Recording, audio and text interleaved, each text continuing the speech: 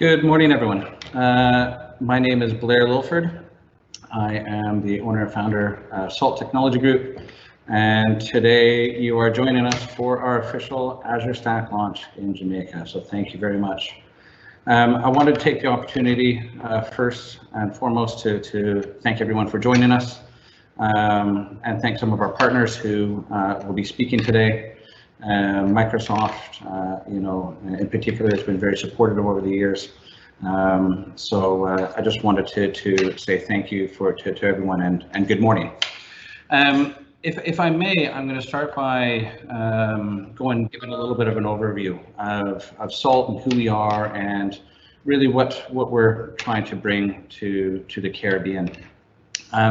SALT was started 4.5 years ago. In Cayman. I started the company here. We are a Microsoft shop through and through, and our vision was always to create and have a cloud platform that we were bringing to the Caribbean. A few years later, and many interviews with Microsoft and business cases and case studies and so on and so forth, and we are where we are. We launched our first Azure Stack in Cayman about a year ago. We managed to bring Bermuda online. Actually, the equipment arrived 4 days before COVID kicked in and the lockdown in Bermuda, and we managed to get Bermuda online in the middle of the whole lockdown and COVID. So 6 months later, we've expanded and we look at our vision for the Caribbean. We are now in a position to very proudly say that we are officially launching our Azure Stack platform in Jamaica. For those of you that don't know what Azure Stack is, I'll go over briefly now just to give some insight. Azure Stack is an extension of public Azure, of Microsoft's public Azure.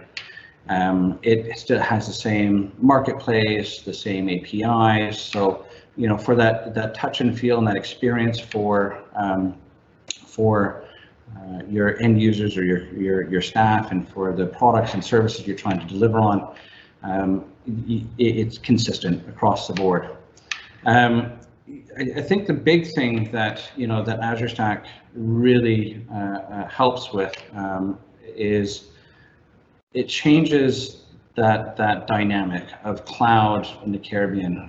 Too often over the years, we've found that technology that is brought to the Caribbean is behind. We always find ourselves lagging behind, and I've been in Cayman 13 years now. I was in Bermuda for 7 prior to that.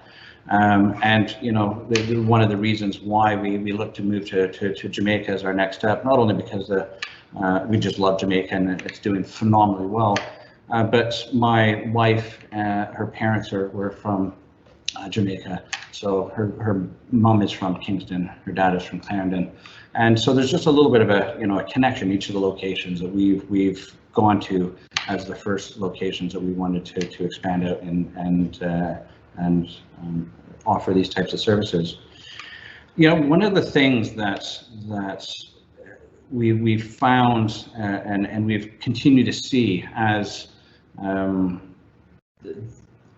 over the last few months is the change in the adoption of cloud within our region, and COVID-19 has really accelerated that. We've always talked about, and people have that adoption rate for cloud and the appetite for cloud has always been there, but I think the what has transpired in the last 6-8 months has really pushed everyone in the market to really start adopting and looking at cloud in a much different light, right?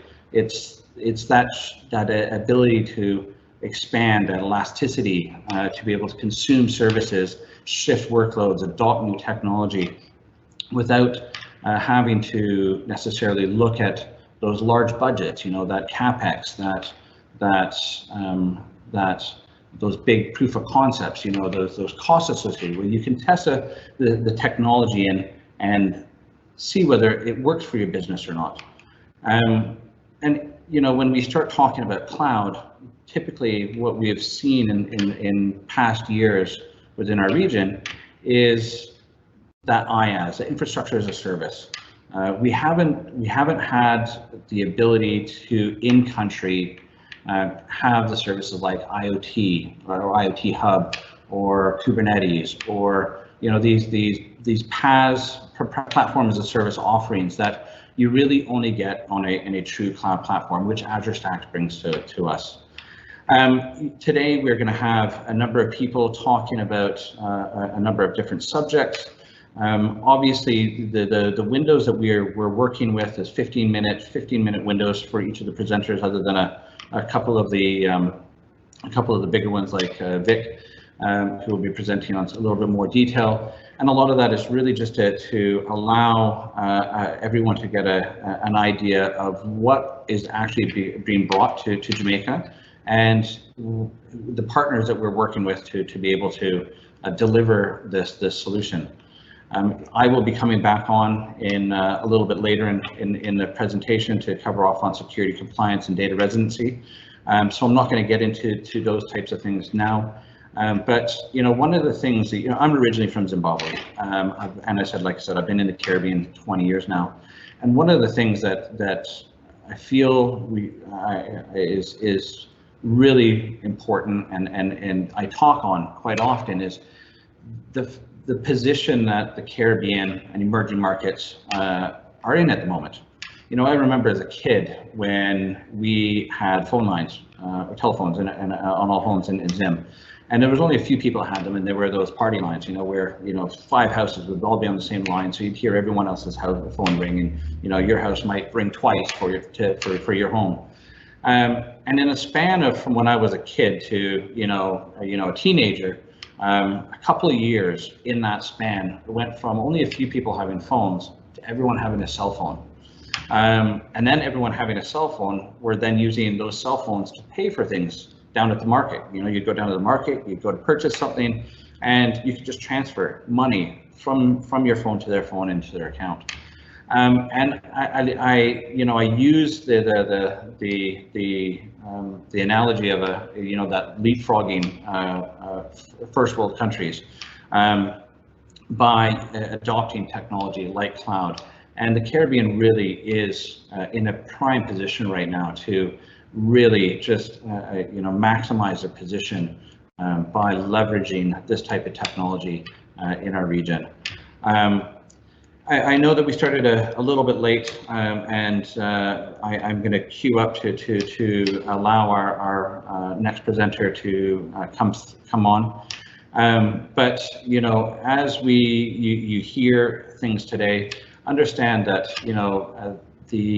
what we are actually trying to do and what we're bringing to our communities is technology, cutting edge technology that you really you can't find anywhere else other than public Azure.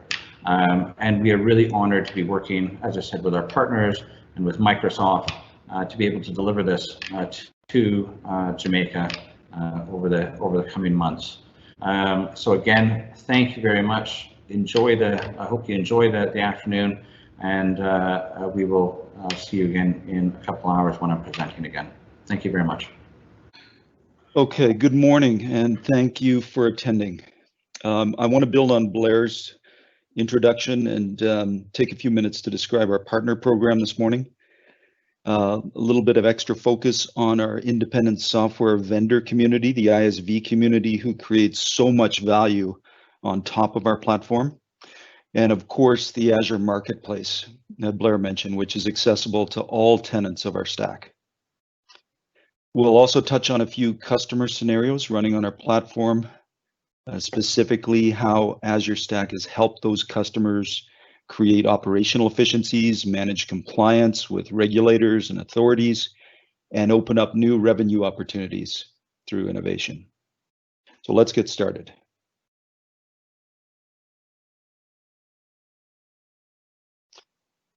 First, at SALT, most of us at SALT have had our own businesses over the years.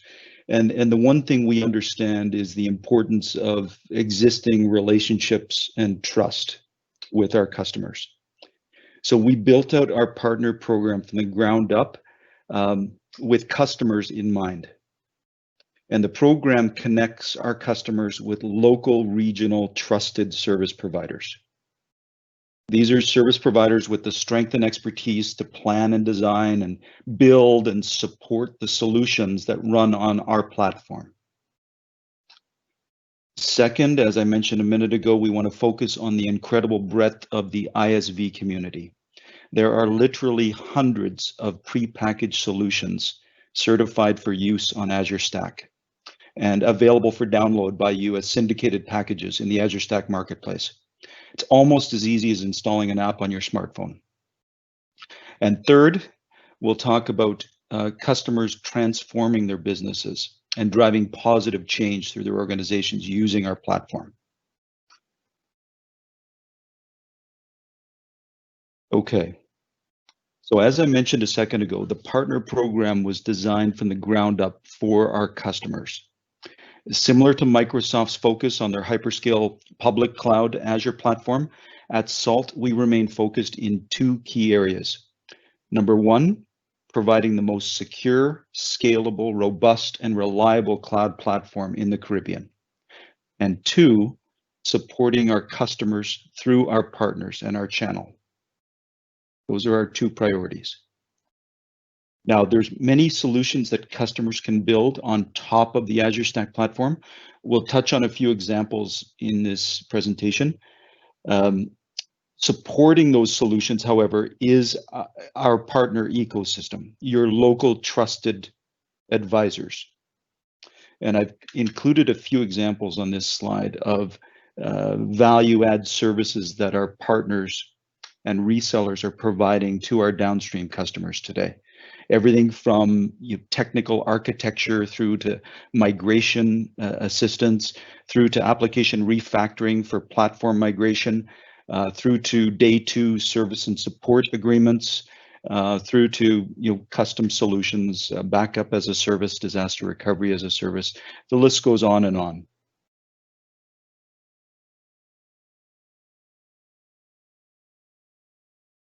Okay, as Blair mentioned earlier, Azure Stack extends infrastructure services and security services through to platform services, as Blair described. Platform services and ISV software solutions accessible through the Azure Stack marketplace. It's literally a one-stop shop for those real-world business solutions that are fit for purpose on the Azure and Azure Stack platform. So we'll just take a moment now to highlight a few regional examples running on our platform today.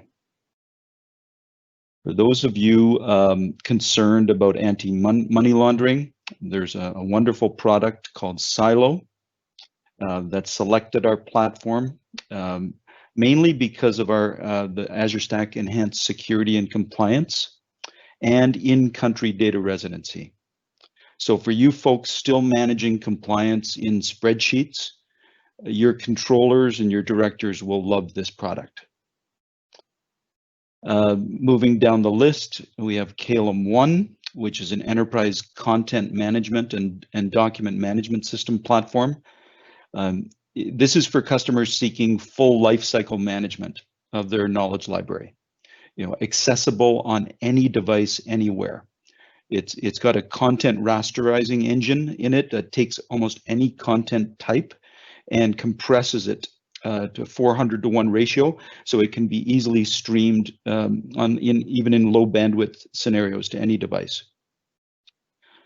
The next one is a core banking solution called Universa. The vendor's name is Smart Solution. This is a digital banking platform. And when you look at the financial services industry, they are completely disrupting their industry with technology today.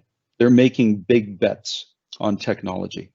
This is a great example of a credit union in Cayman who selected this platform to really revolutionize the way they deliver service to their downstream customers.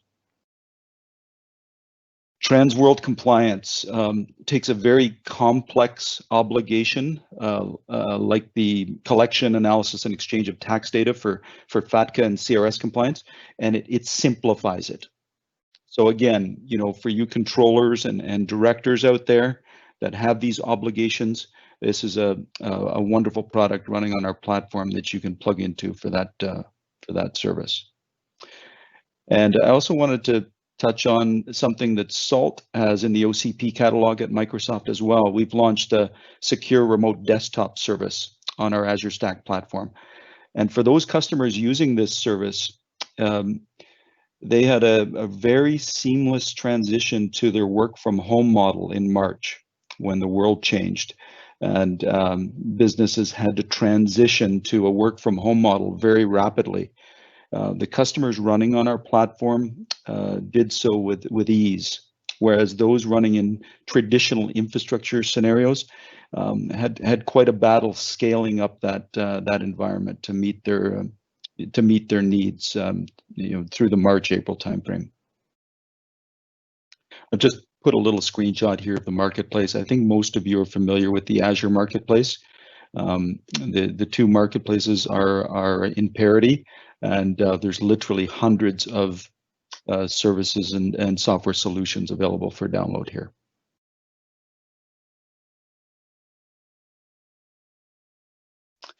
We often hear the question at SALT from our customers and partners, you know, which vertical market or customer type is your platform best suited?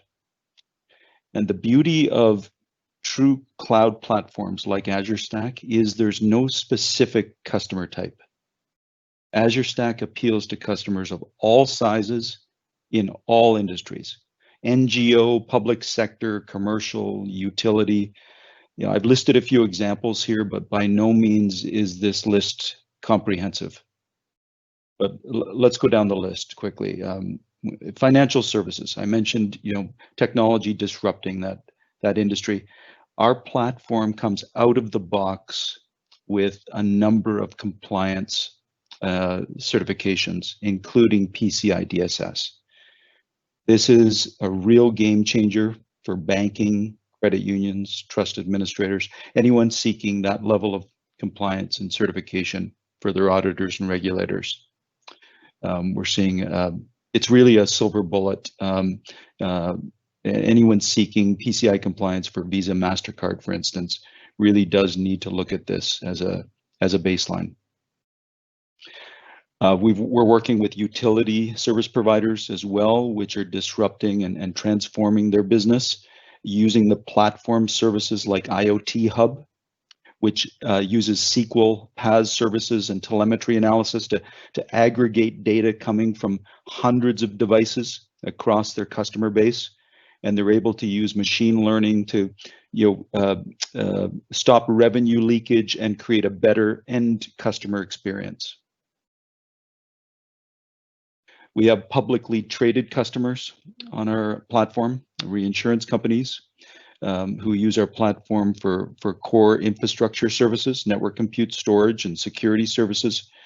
And again, the cost savings that they've achieved just by moving from traditional private cloud, which is inherently inefficient in its cost model, to a pay-per-use model on Azure Stack, which is calculated based on consumption on an hourly basis.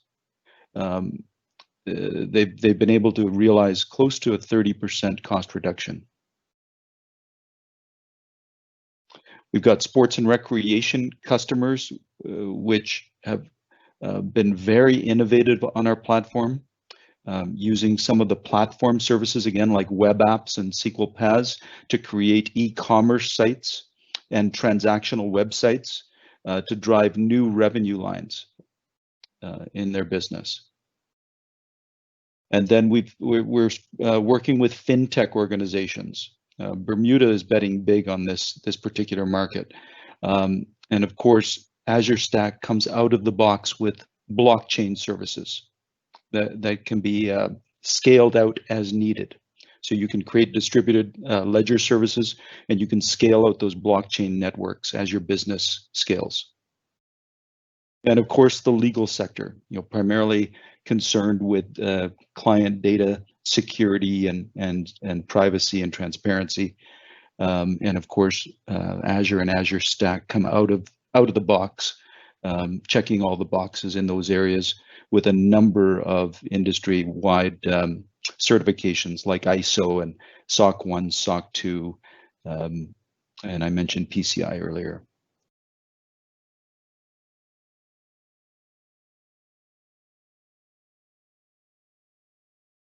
That concludes my presentation this morning. Thank you for your time, and I'd like to introduce you to Sergio Muzzupappa from our partner Veeam. Sergio? Let me know if you can see my screen. Yes, we've got it, Sergio. Excellent, great. Okay, great. So let me start introducing myself. My name is Sergio Muzzupappa. I'm a pre-sales engineer from Veeam Software. Some of you probably have heard about our software. We've been growing quite a lot for the past couple of years.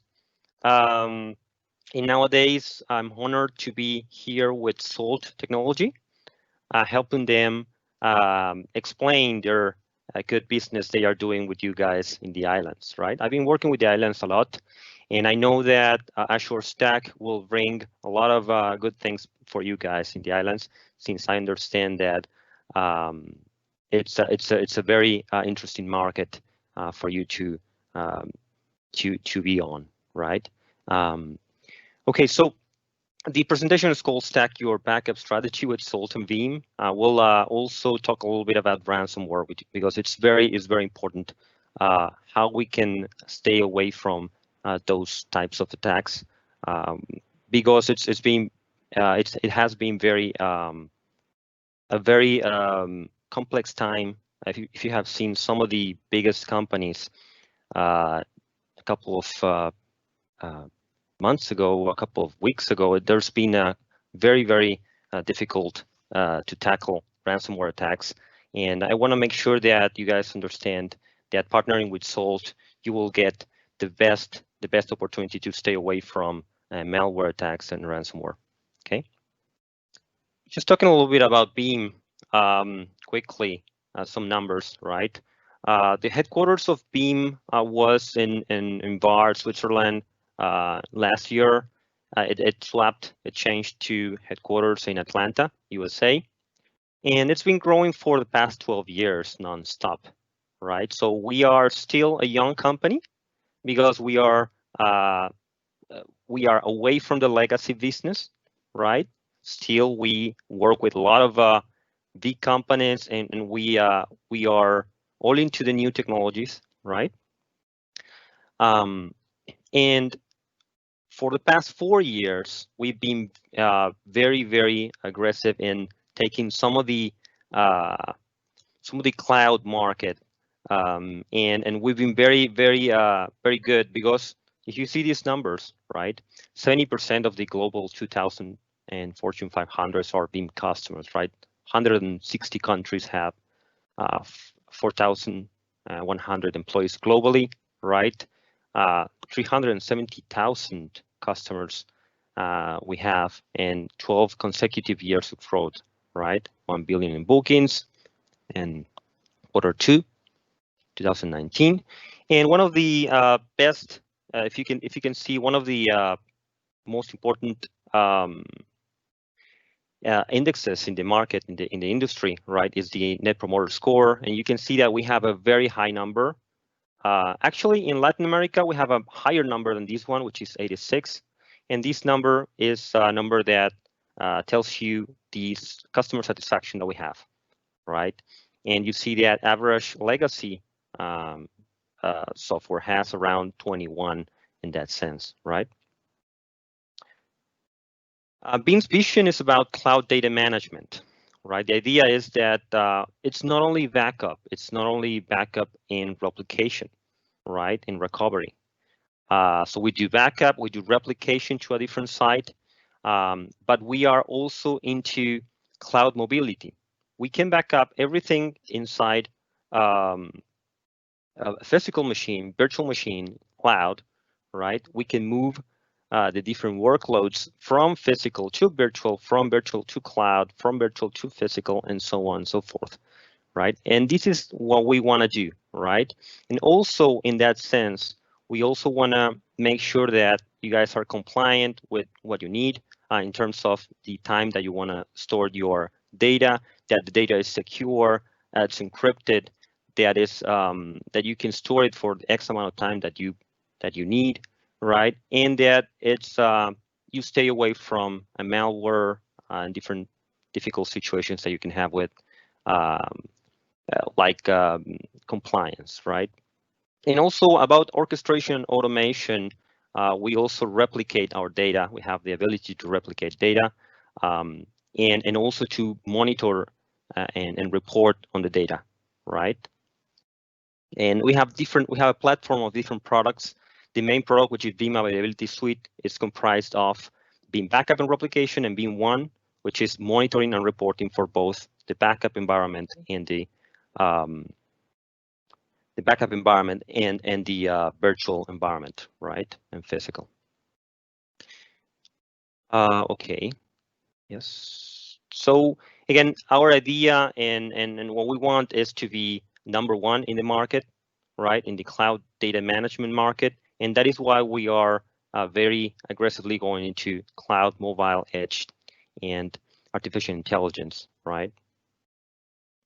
And some of the challenges that we see today are growth, complexity, compliance, and security, right? These are some of the things that the companies say, right? 20 million a year cost of downtime to the average business, 73% of organizations unable to deliver uninterrupted access to app and data, 38 say downtime has damaged their brand, 54% of experience loss of customer confidence, right? And some of the legacy backup solutions are not meeting your business needs because they are limited, complex, inflexible, and expensive. And this is the Veeam's vision, right? To be the most trusted provider of backup solutions that deliver cloud data management, like I said, right? And we achieve these by 3 topics: being simple, being flexible, and being reliable, right? If you have somebody, have any customer that has Veeam, that is a partner of yours or that talks with you, they will tell you that this is true. And this is what it shows in different charts like Gartner chart, where we have been the past 4 years as a leader in the market and we have been growing nonstop. And we see some of this, some of these things here, right? People recommend our product. We are agnostic, we're flexible, right? We allow customers to use whichever platform they want, whichever storage they want, whichever server they want, right? And we are cloud native, also cloud ready. This is why we partner with SALT, right? And being, yeah, it just works. Like you see here, reputation, it's just speaks louder than words, right?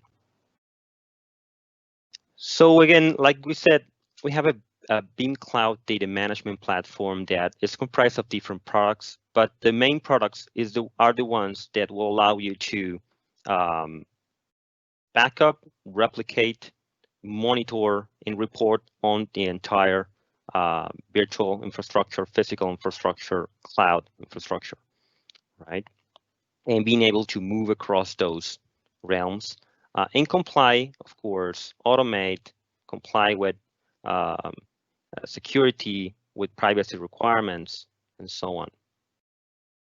This is a slide that I included because I want to make sure that we see a little bit of what has been happening for the past 12 years, right? Very quickly, I won't go into details, but very quickly, just for you guys to see that we have been inventing a lot of different technologies that allow you to have the best RPOs and RTOs in the market, right?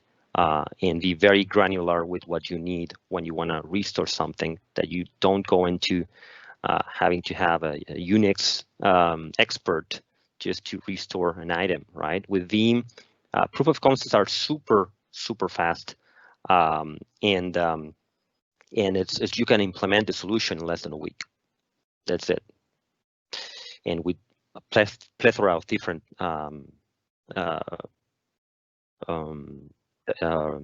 plethora of different topics that you can use here, right? So it's instant Veeam recovery, Veeam zip, backup IO control. You can see a lot of things that we have been invented. And again, some of the stuff that can happen, and I've seen a lot of these in the islands, right? Earthquakes, storms and floods, accidental fires, malicious attack from insiders. Some of this stuff can happen. And one of the most important things that you guys can do to protect yourself is follow the 3-2-1 rule, right? This is one thing that we talk about when we do all of the webinars, being constantly, right? Having 3 copies of your data into 2 different medias in one offsite, and also make sure that you can check that you have no errors. And when I say check that you have no errors, it's really understand that your workload will be up and running in no time. And we can do that with short backup. We not only check the blocks, right? We make sure that the machine is up and running with our technology. It's very smart. And about complying with this rule, it's very important that you can utilize partner like SALT, where you can send your backups offsite, right? Because with ransomware attacks, you never know. And we'll talk about in a second one nice feature that they have that will allow you to make sure that even if everything is gone on your data center, even if all of your backups are gone, that you can stay secure that you will have a protection in their cloud from your backups. They won't be deleted. Okay, so these are some of the things that we do, right? We have primary storage integrations with a lot of different storage. We have repositories that can extend to the cloud tier. We have application-aware backups for Active Directory, Exchange, SharePoint, SQL, Oracle. We also have product for Office 365. We can validate, like we said, the backups and replicas. We have instant Veeam recovery. We have Veeam Explorers, which are a very easy way to explore your backups, instant file level recovery, and Veeam Restore to Azure and AWS, right? Centralized management, monitoring and reporting, like we said, alerting, backup compliance reporting, business and technical views, right? And some of these, I will, quickly go through this, but it's just some of the new things that we have bring to the market the last year with Veeam Availability Suite version 10. We have all of these different topics that we've been improving on, right? Especially the NAS backup, enhancing our instant recovery technology, right? Where we can instantly recover a workload, for example, that has part of its backup in the cloud, right? So that's very exciting. And some of the stuff that we can do to ransomware for it to stay out, right? Some of the stuff is about S3 object lock, which is immutability. Some is about having different alarms in our Veeam One product that can tell you if you are getting attacked by ransomware, or checking when we check your backups, we make sure that we check it with an antivirus so that we are sure that they will boot up, and also they are not attacked by a ransomware, right? And here are some of the examples about quick example of our Veeam Explorers for you to see how easy and how friendly these are, right? It is very important because when somebody is screaming at you because they need a particular object, just because they lost it, or because the entire Active Directory is down, you don't want to have to do complicated stuff to recover. You want to be in this very simple steps, be up and running, right? So we can do instant Veeam recovery. We can also go very granularly and very fast. And then talking particularly about SALT and how it works, right? We have a service that's called Backup as a Service, where you can send your backups, right? The different tenants can send your backups directly into their cloud gateway that they have in different Azure Stack platforms. And they also have connection to Azure. And the idea is that you can utilize them as a backup repository, where also you can talk with them about your strategy, future strategy to move to the cloud, right? And here's how backup copy works, right? It's just one port one single port, no VPN required, right? And you can stream all of your backups directly to them, right? Even with COVID, it's very interesting. The laptop business with this model is very good because laptops are scattered around the world, and if you can just send your backups directly into one port, into one IP address, that's great. That's what people want, right? So again, these are some of the advantages, right? For Veeam customers, save on offsite infrastructure, integrate into backup console, right? Simple setup, choose your own service provider, encrypt your offsite backups. And for service provider is very good, right? Multi-tenancy, be the cloud for your customers, integrate into backup console, same, right? Simple setup, SSL, and you eliminate the VPN requirement. Like we said, you don't need to do any VPN, right? And then we have integration, right? No external component, use it as a local resource. As soon as you, as a customer, you will be able to be up and running with their infrastructure in less than 10 minutes. It's just like that, super fast, right? And you don't need anything else. Just point to their IP address and that's it.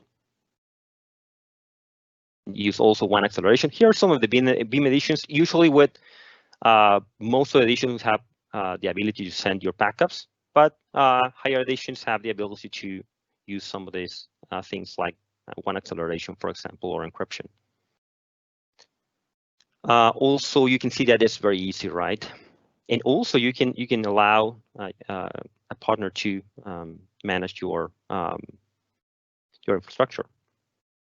And as we said, it's important that you stay secure, and that's why we have end-to-end encryption, 256-bit AES, which is the standard industry encryption, right? And then this is what I said about the ransomware. If somebody just deletes your backups, right, you can make sure that you have insider protection from SALT side. And then as far as ransomware goes, right, so there's some nice recommendations we have here. I won't go into all of those, but it's very important to know that if you comply with the 3210 rule, right, then you will stay out of most of the ransomware attacks, right? Of course, there are other rules which are very important, right? But copy your backups to the Cloud Connect provider. That is a very good way to stay out of trouble. And this is a little bit of SALT architecture that I have, right, where the customer just sends backup directly to 6180 port to different sites. And then as a summary, right, with Veeam Availability Suite, you can take control of all virtual, physical, cloud-based workloads. You can restore the entire VMs, individual files, and everything in between. You can view and recover application items, right, from backups or replicas. You can achieve disaster recovery of any IT service and respond proactively to potential problems in real-time monitoring reports and alerts. And then as a backup as a service through Cloud Connect, we can get your physical and virtual backups offsite and easily hosted cloud repository through a secure SSL connection, backup copy with one acceleration for incremental, grandfather file son type retention, end-to-end encryption, lower capex, right, deployment maintenance, and get Cloud Connect with all paid editions of Veeam, right? Building agents with no additional licensing required. And just understand that, of course, if you have any backup, you can just restore whatever you need. You can restore in the cloud, you can restore in physical, you can restore in virtual, and that's the whole idea, right? And SALT will get you skyrocketed into Azure in no time, which is very good. Okay, guys, that's it for me. So hope that you enjoyed the presentation. Not sure who is coming next right now because we swapped a little bit. So if you guys can let me know. Excellent. Thanks, Sergio. Sorry. Hey, Sergio. Yeah, for sure. It would be me, Renatto. There you go, Renatto. Excellent. Excellent, Ricardo. Can you guys see the screen now? Yes, we can. Okay, awesome. So second try. All right, let's go for this. All right, guys. So thank you so much. I'm not gonna enable video just to avoid additional bandwidth. we had some issues here with the bandwidth at the office somehow. But here we are. So again, today I'm gonna introduce you what is the new updates on Azure Stack. And my name is Renatto Garro, Azure specialist for Microsoft for the Caribbean region, based out of Fort Lauderdale. I have been working in the Caribbean region for over 5 years, and yeah, very excited to keep sharing with you guys the new updates from the Microsoft standpoint on our hybrid strategy.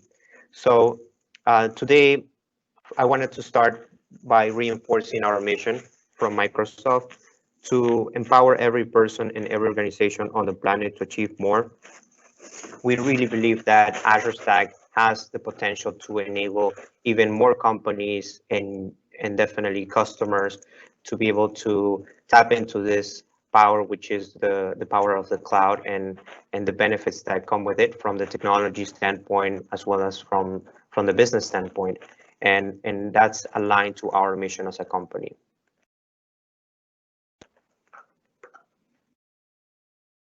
And this comes in a time where we're now having to build a digital resilience due to the COVID-19 pandemic.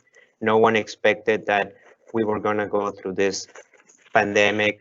Very few companies planned for it, and most companies had to react very last minute due to the nature of a pandemic that ended up unfolding in a couple of weeks from being in China to now being spread across the globe. So we had a lot of companies that we were able to help from the Microsoft standpoint, and the strategy that we see from our side is that companies are enabling their response recovery, and they're reimagining their business now after COVID-19, thinking about like, how can I do business in a more digital way, because digital transformation was already happening. And a lot of companies were either, some companies were like, starting with digital transformation from the get-go, like digital native companies, like startups and smaller companies. But let's say companies that have been in business for more than 20 years, really were reimagining their business or thinking about how can they embrace digital technologies to digitize all their business processes. But now with the COVID-19, they really see that this is mission critical for their business to remain competitive. Companies that did have digital strategies were able to better handle the demand from customers without the need to be in person to provide products or services. So that's why digital transformation is so important and critical at this time. And for Microsoft, when we talk about digital transformation, we talk about those 4 pillars that you see on the screen, starting with how you empower your employees. So what tools do you provide to your employees so that they can be more productive, do more with less? How you engage your customers? How do you know your customer? Do you have a 360-degree view of your customer? Do you understand all the touch points that you have with your customer across your customer journeys, right? What information are you using from your organization to provide better products and services to your end customers? Then with that information, how are you transforming your products and services? Because yes, your company may be successful now, but in the future, there may be other companies that disrupt your marketplace, your business models. So you always have to be reinventing your business. And the information that you can gather from all your customer touch points allows you to provide better products and services and really tailor new business models as the economy evolves. And finally, how do you optimize your operations from the perspective of like just using the latest technology to be able to operate in a more efficient way?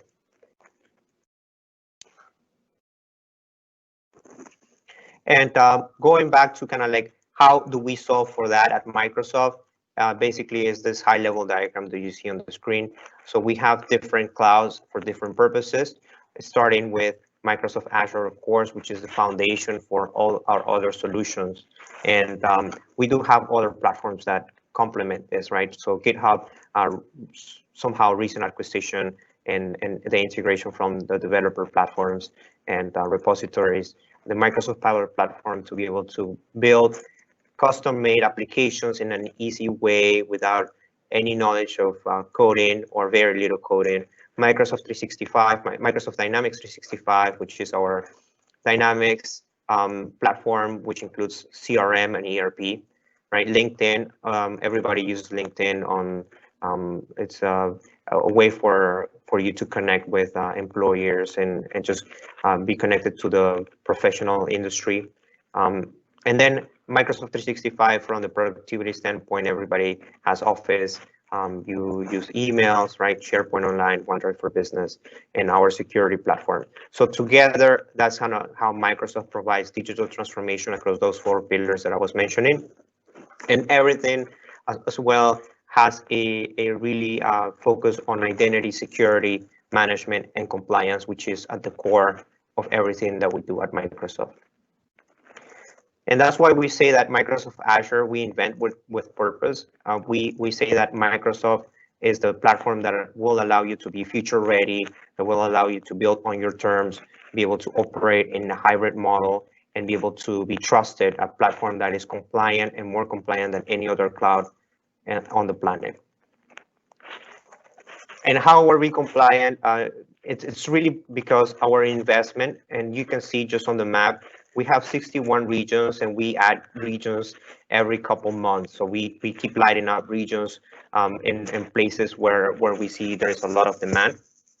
But in other areas where there is, let's say, smaller markets, we rely on partners such as SALT to be able to provide a stack that can provide services to islands in the Caribbean, for example, like Jamaica, Bermuda, or Cayman Islands, and other islands in the future. So that's kind of like how we see SALT as far as our Azure Stack strategy. It's to enable customers to be able to tap into this Azure platform closer to where their businesses are. And combined, Microsoft has more than AWS and Google. So we have many more data centers, more services than those cloud providers. And it just shows the scale and investment that Microsoft has been making to be able to not even just work directly, but through partners such as SALT. So let me just kind of like switch gears now into how we see the Microsoft Azure platform and how we normally talk about it. Today, I'm going to be focusing on the hybrid, just kind of like a way of using Azure, but definitely there is other use cases for application modernization and analytics and AI if you guys are looking to build data warehouses or have a data warehouse on-prem and want to move it into the cloud. And using AI, of course, to augment your existing line of business applications or maybe new applications. Maybe on a future session, we can talk about those. But today we're going to be focusing on the hybrid. So let's take a step back and look at kind of what is Azure. And a lot of people think about Azure as just, hey, it's just running VMs in the cloud, right? But Azure is much more than that. Starting with the top, right, including edge devices, we have Azure Stack as kind of like our hybrid platform that allows you to run the Azure code on premises on a hyper-converged infrastructure. And this is even customers can buy the infrastructure on their own, or they can rely on a partner such as SALT to be able to lower the acquisition cost and tap into this platform. Azure Sphere, a platform that allows you to secure your IoT deployments, Azure Connect and HoloLens, more on the augmented reality, serverless, right? You can run websites, mobile apps, mixed realities, Kubernetes, integration, so you can deploy an enterprise service bus, databases, data warehouses, analytics, right? Advanced analytics, AI, cognitive services, Internet of Things, media integration, and of course, at the core, which is well known, the infrastructure, compute, meaning VMs, networking, storage, management, security, and identity. And with that, you have a single framework for development and management of the Azure platform, whether on the Azure Stack or in the cloud, with Visual Studio, Azure DevOps, GitHub, Power Apps, and Power BI more from the integration with line of business applications. So at a high level, that is Azure. Basically, you can do everything that you do on-prem and much more with the Azure platform. I like to say that it allows any business to access to Fortune 500 level technology at a very low cost, because you can just use technology that normally wouldn't be available to a business, let's say that's on the smaller side. And the hybrid strategy for Microsoft definitely includes Azure Stack at the core. We see customers looking to use Azure on premises, and there is a place for that, and Luis will cover more on the use cases, but we see mainly due to connectivity, compliance, data sovereignty, customers looking to use and deploy their applications on an Azure Stack on premises or on a private data center provided by a partner. We also have a new service that's been has been just rebranded, which is the Azure VMware solution. Basically, you can run VMware workloads in Azure in a fully dedicated VMware environment. So if you want to know more about that, you can send me a note, look me up on LinkedIn. At the end, you will have my profile or my email, and just send me a message, and we'll be happy to explain more about that solution. And definitely at the edge, there's more devices on the IoT edge. So I will just quickly cover that. So what is the Azure Stack portfolio? So from right to left, so we have the Azure Stack Hub, which used to be Azure Stack, so we just rebranded it. It's basically the hyper-converged infrastructure. This is what SALT is providing to you. And I was mentioning already about the use cases. Not to be confused with Azure Stack HCI, which is the hyper-converged infrastructure. This is basically Windows Server on a hyper-converged infrastructure that either you can buy from an OEM, or you can build yourself, depending if you have certified hardware already in place that you can repurpose. Basically, it's just Windows Server, and it does have some integrations with cloud services from Azure. So you can enable, for example, like business continuity from on-prem to Azure public cloud, and also integration with Azure Stack. And Azure Stack Edge, more for disconnected or maybe remote scenarios where maybe you have a warehouse with hundreds of IoT devices that you want to consolidate all the data into the IoT Edge, Azure Stack Edge, and then do some machine learning on top of. Instead of going to the cloud directly, you can use this device for that. So that's at a high level. And how do you manage all this infrastructure from the public cloud to how Microsoft Azure Stack Hub, Edge? It's with what we call Azure Arc, which is our new integrated multi-cloud platform, management platform. And it allows you to just govern and bring services to your customers and to your end users from any infrastructure, whether on-prem, on third-party clouds such as AWS, Google, of course, Microsoft, the Azure public cloud as well. So this will allow your company to have a single governance framework that spans across any cloud in any location, allows you to also manage Kubernetes at scale, whether on-prem or in the cloud, and you can run data services as well, anywhere on-prem or in the cloud. And I will show you a little bit of the update. So basically, when we started Azure Arc in November 2019, we just had the ability to be able to manage servers on-prem and monitor them from Azure to the public cloud. We have been adding more support for Kubernetes, and now it's generally available, meaning that now customers can use this for production. So basically, you can install the Azure Arc agent to manage servers on premises or in the Azure Stack, and as well as in the Azure public cloud from a single platform. From the perspective of Kubernetes, it does allow you to monitor and inventory as well your Kubernetes clusters from the Azure public cloud, even if the Kubernetes clusters are on-prem on Azure Stack ACI, for example. And there's more integrations that will be coming in as far as configuration with Kubernetes. And on the data services, now we allow for Azure SQL Managed Instance and Azure Database for Postgres to be deployed on Azure Stack HCI and be managed from the Azure public cloud. So that's kind of like what the updates we've seen recently and a couple of weeks ago. And we're going to be seeing more and more. We're going to be seeing a trend to move more of the management integrated into Arc, because we see companies embracing a hybrid strategy more and more.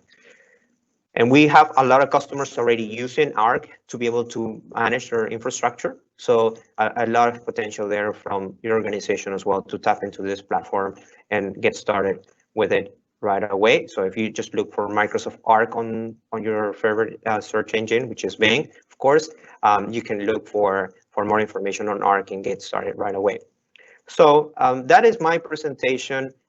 Thank you so much for your time, and apologies at the beginning for the little connectivity issue, but you can add me on your LinkedIn. This is my QR code, so if you just take a picture with your cell phone, you will take you to my LinkedIn profile. Other than that, you can also email me at rengar@microsoft.com. Yeah, send me a note if you want to know more about any of the things that I was mentioning super quickly today. I'm happy to jump on a call or just provide more information, or you just reach out to the SALT team as well, and they will be able to facilitate any conversations. So thank you so much. I would like to introduce Victor Meyer, which is the Director of Technology for SALT, who will be taking over from now.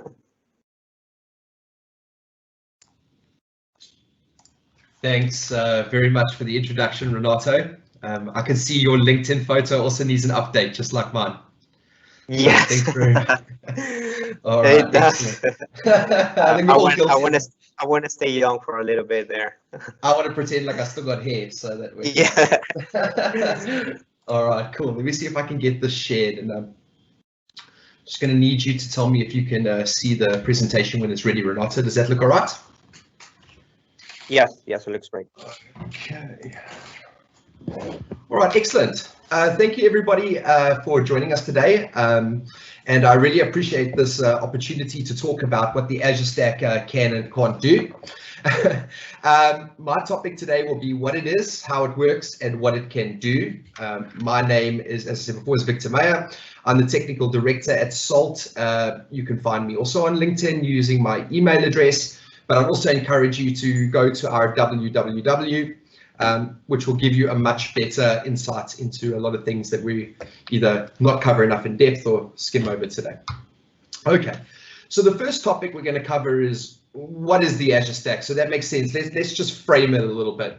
So you're going to hear these words over and over again, and that is that the Azure Stack is an extension of Azure. So when you think about what that really means, we have to start by saying it's an extension of the management plane that Azure uses, right? So whether you're using public Azure or using the Azure Stack, you have the same familiar interfaces, the same PowerShell commandlets. We support the same Azure Resource Manager, which is not really in scope for me, but it's to talk about, infrastructure as code, writing templates to define your infrastructure. And of course, if you write those in public Azure, you can validate those and run those on the Azure Stack. The foundation, our foundation, is the Azure IaaS Foundation. And on top of that, release by release, we add more and more platform services onto the Azure Stack to reach that fidelity, that same level as public Azure.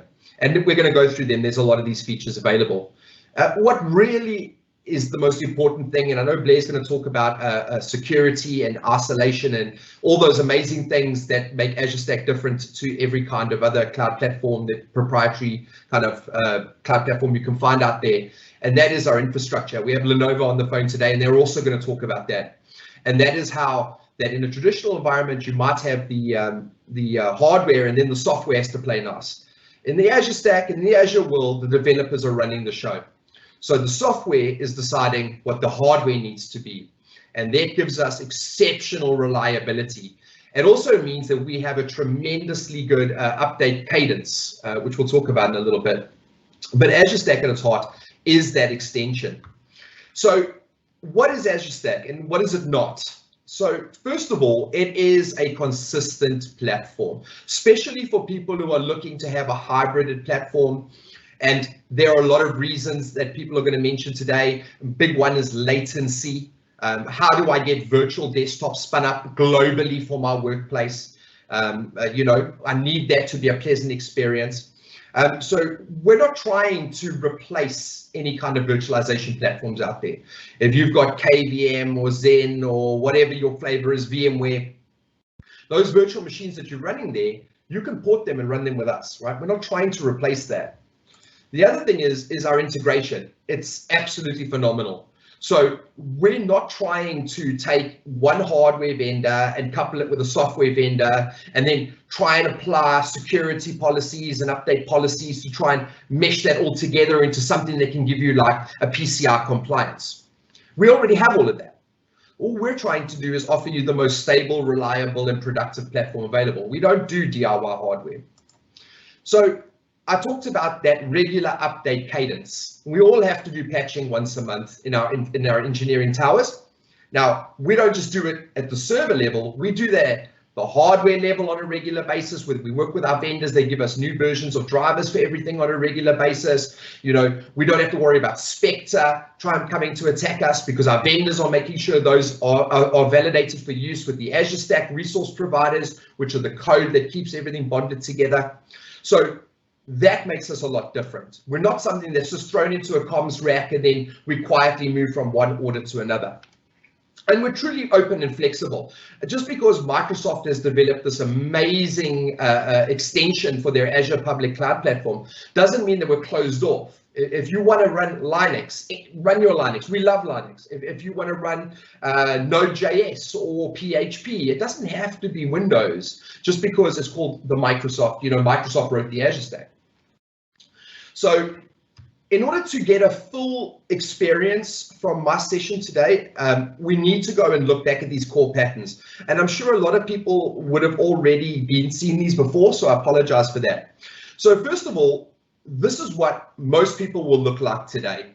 So you've got to manage your networking all the way up through the OSR model, all the way up to the application layer. You're taking care of everything yourself. Then we come along and we want you to free yourself from those concerns.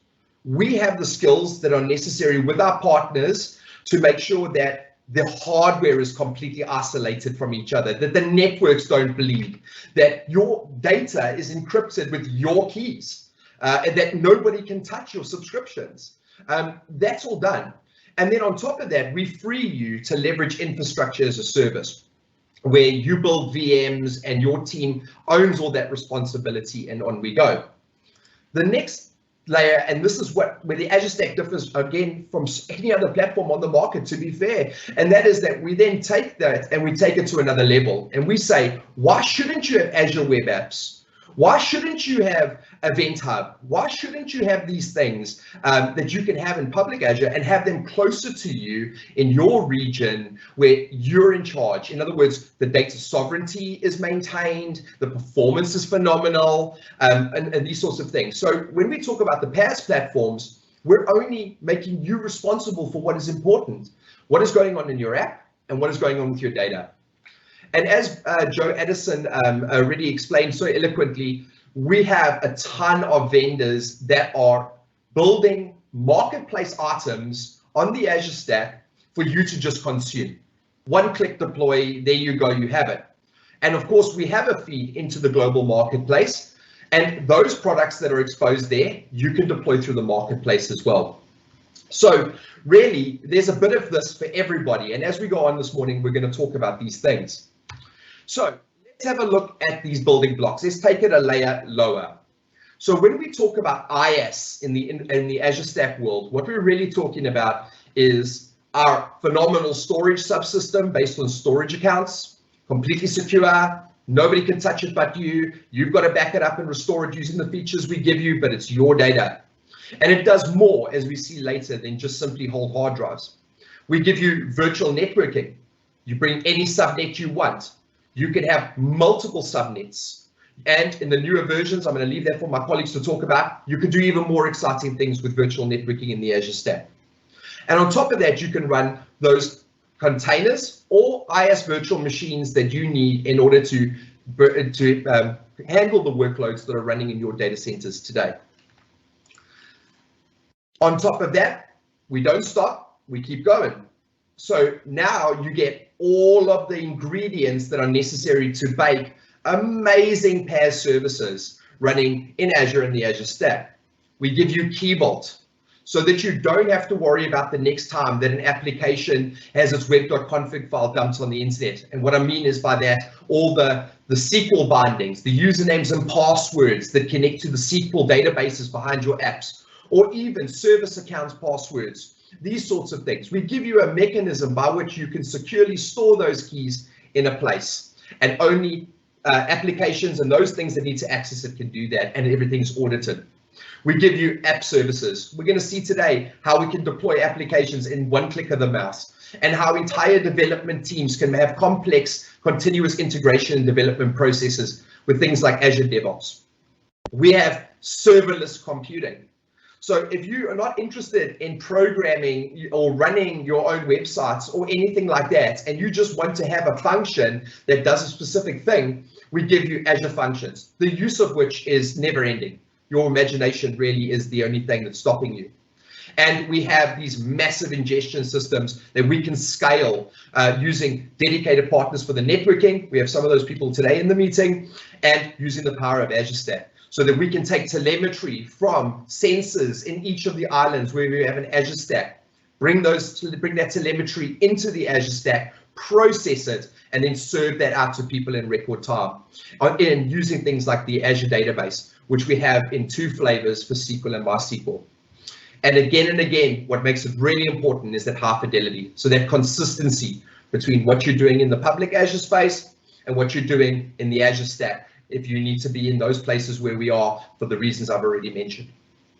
Okay, with all of that in place, with all of those platform services and infrastructure services at your disposal, you can turn around and say, actually, you know what, that's great, but I'm just looking for a service to run on this platform. And for that, go to the marketplace. They're a heap. So we can have Service Fabric, you could have Kubernetes, the big buzzword everybody's so interested about. Like, we could deploy a one-click Ethereum blockchain if that's what your business needs. We can take your trained models and we can run those in containers if that's what you need. And coming up very soon, we'll also be able to now provide Windows desktop pools for Windows Virtual Desktop right on the Azure Stacks, which mean that your users don't have to connect to a public Azure region outside Jamaica, that you'll be able to manage Windows Virtual Desktop from a single pane of glass, and then have big scalable Windows pools available for your remote workers or your office workers to come and use as their desktops in a secure and controlled environment. Joe already showed the portal, and the reason I wait here before I move on to the next section of the presentation is because this is really hiding all of that complexity from you. This is a single familiar place where you can go to interact and provide and leverage all of those things that I've just mentioned to you in my introduction. So you don't need to be some kind of wizard to work this all out, deploy it on your infrastructure, try and secure it and patch it and maintain it. It's here. You can come in and say, I want an Ubuntu server. Heck, I want a checkpoint firewall. I want a Veeam server. We have it in the marketplace. One click, Veeam backup and replication server ready to go. Okay, so that's wonderful. But what I really want to impart today is a couple of use cases, right? It's fine to talk about products at an abstract level, but I'd also like to demonstrate today a little bit about what it can do. And so that brings us into the section, what can the Azure Stack do? Right. When you join up with us, when you work through your trusted partner, right, and you go to that partner and you say to them, okay, I want to go to the cloud in Jamaica, that partner will register you a subscription. Now, that subscription is going to be linked to your Azure Active Directory. Azure Active Directory is a global scale authentication system with more features than we could talk about even in a day. So the first thing that you need to provide is that authentication boundary that everything you build in the Azure Stack is going to be secured by. This is your front door. And so that generally starts, as I said, with you providing the Azure Active Directory. You're able to connect your on-premise AD, sync it to that Azure Active Directory environment. Within that environment will be your users and your users and your groups. that you're already managing for Office 365, Dynamics, whatever it is. And as part of your users logging into your Azure Active Directory, we get a phenomenal amount of telemetry data. So we know, for example, where they're coming from, what are the device state, what are the risks. And with that, we get to do things like enforce MFA and enforce conditional access. So as we start talking about what can the Azure Stack do, let's start by talking about the fact that you can actually get authentication immediately for your tenancy without ever needing to go and spin up something strange and obscure. So what I want to demonstrate today with just a few minutes of the precious time I have with you is I think it's really important when we talk about security as well, is how does this all start? Here is a brand new subscription. We have a user, his name is Aaron. Now, Aaron is going to be responsible for maintaining and helping us explain what the Azure Stack can do today. But we can see that he has no access to any subscriptions at the moment. So he goes to his root administrator. This is the person that you registered your subscription with the Stack with, and say to him, please, we need to start delegating access to the Azure Stack. So this root administrator, he'll go ahead, and in this context, he's added an Azure Active Directory group that is actually controlling access to all of the cloud platforms or your Office 365 or whatever it is. And he realizes that Aaron is not a member of this group. So very, very quickly, in just a few minutes, that administrator can add Aaron to this group to grant him access to the Azure Stack.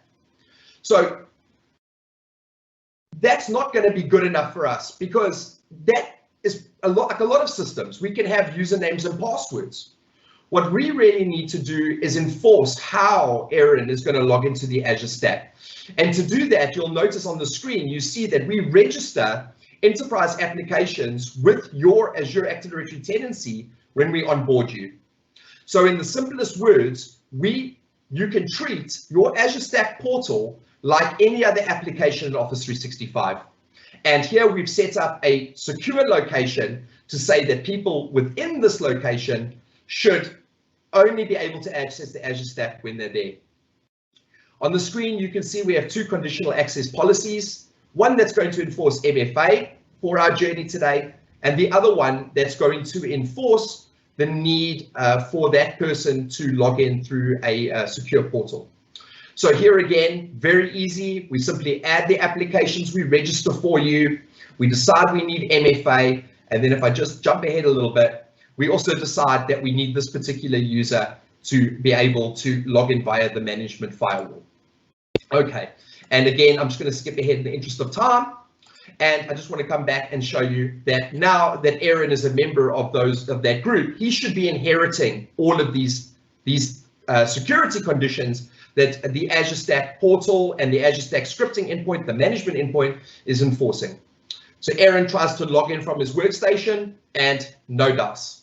So the problem we have here is that Aaron, we don't allow people to manage the Azure Stack from any place on the internet. That would not be secure.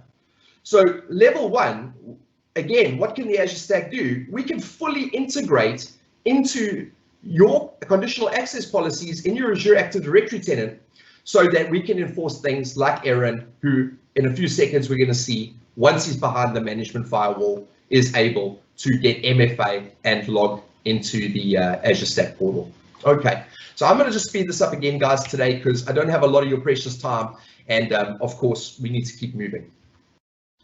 Okay, so we've got authentication down. We understand how that works in the Azure Stack. And so the next question people are going to ask is, Victor, how do we connect to it? So I have this beautiful tenant subscription, there it all is.